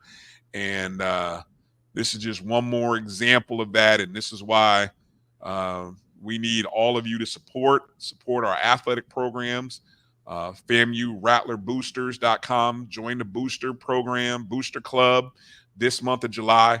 Help us drive membership, and then join us on the 10th of August at the kickoff event for the fall season. And thank you. Just thank you for watching our show. Thank you for supporting the O&G Strike Zone on the Black College Sports Network. And that's going to be it. Thank you for staying up with us. You guys be safe out there tomorrow with the fireworks and all the stuff that you and your families are doing. If you're staying inside, good for you. 10 fingers, 10 toes. Everybody make sure you bring them back with us next Wednesday. Go vote. Be ready to go vote for the O&G Awards. Be looking for that tweet to go out a little bit later. It'll probably be tomorrow morning. I don't know. I may not do it tonight, but it's kind of late. But anyway, I'll be up. The rest of y'all going to bed, right? Yes. All right. Yeah. Hey, things up, Rattler Nation. Be well, be safe. Thank you all for supporting the show. God bless. Good night. All right. Good night, y'all. Good night. All right, dog. Bye-bye.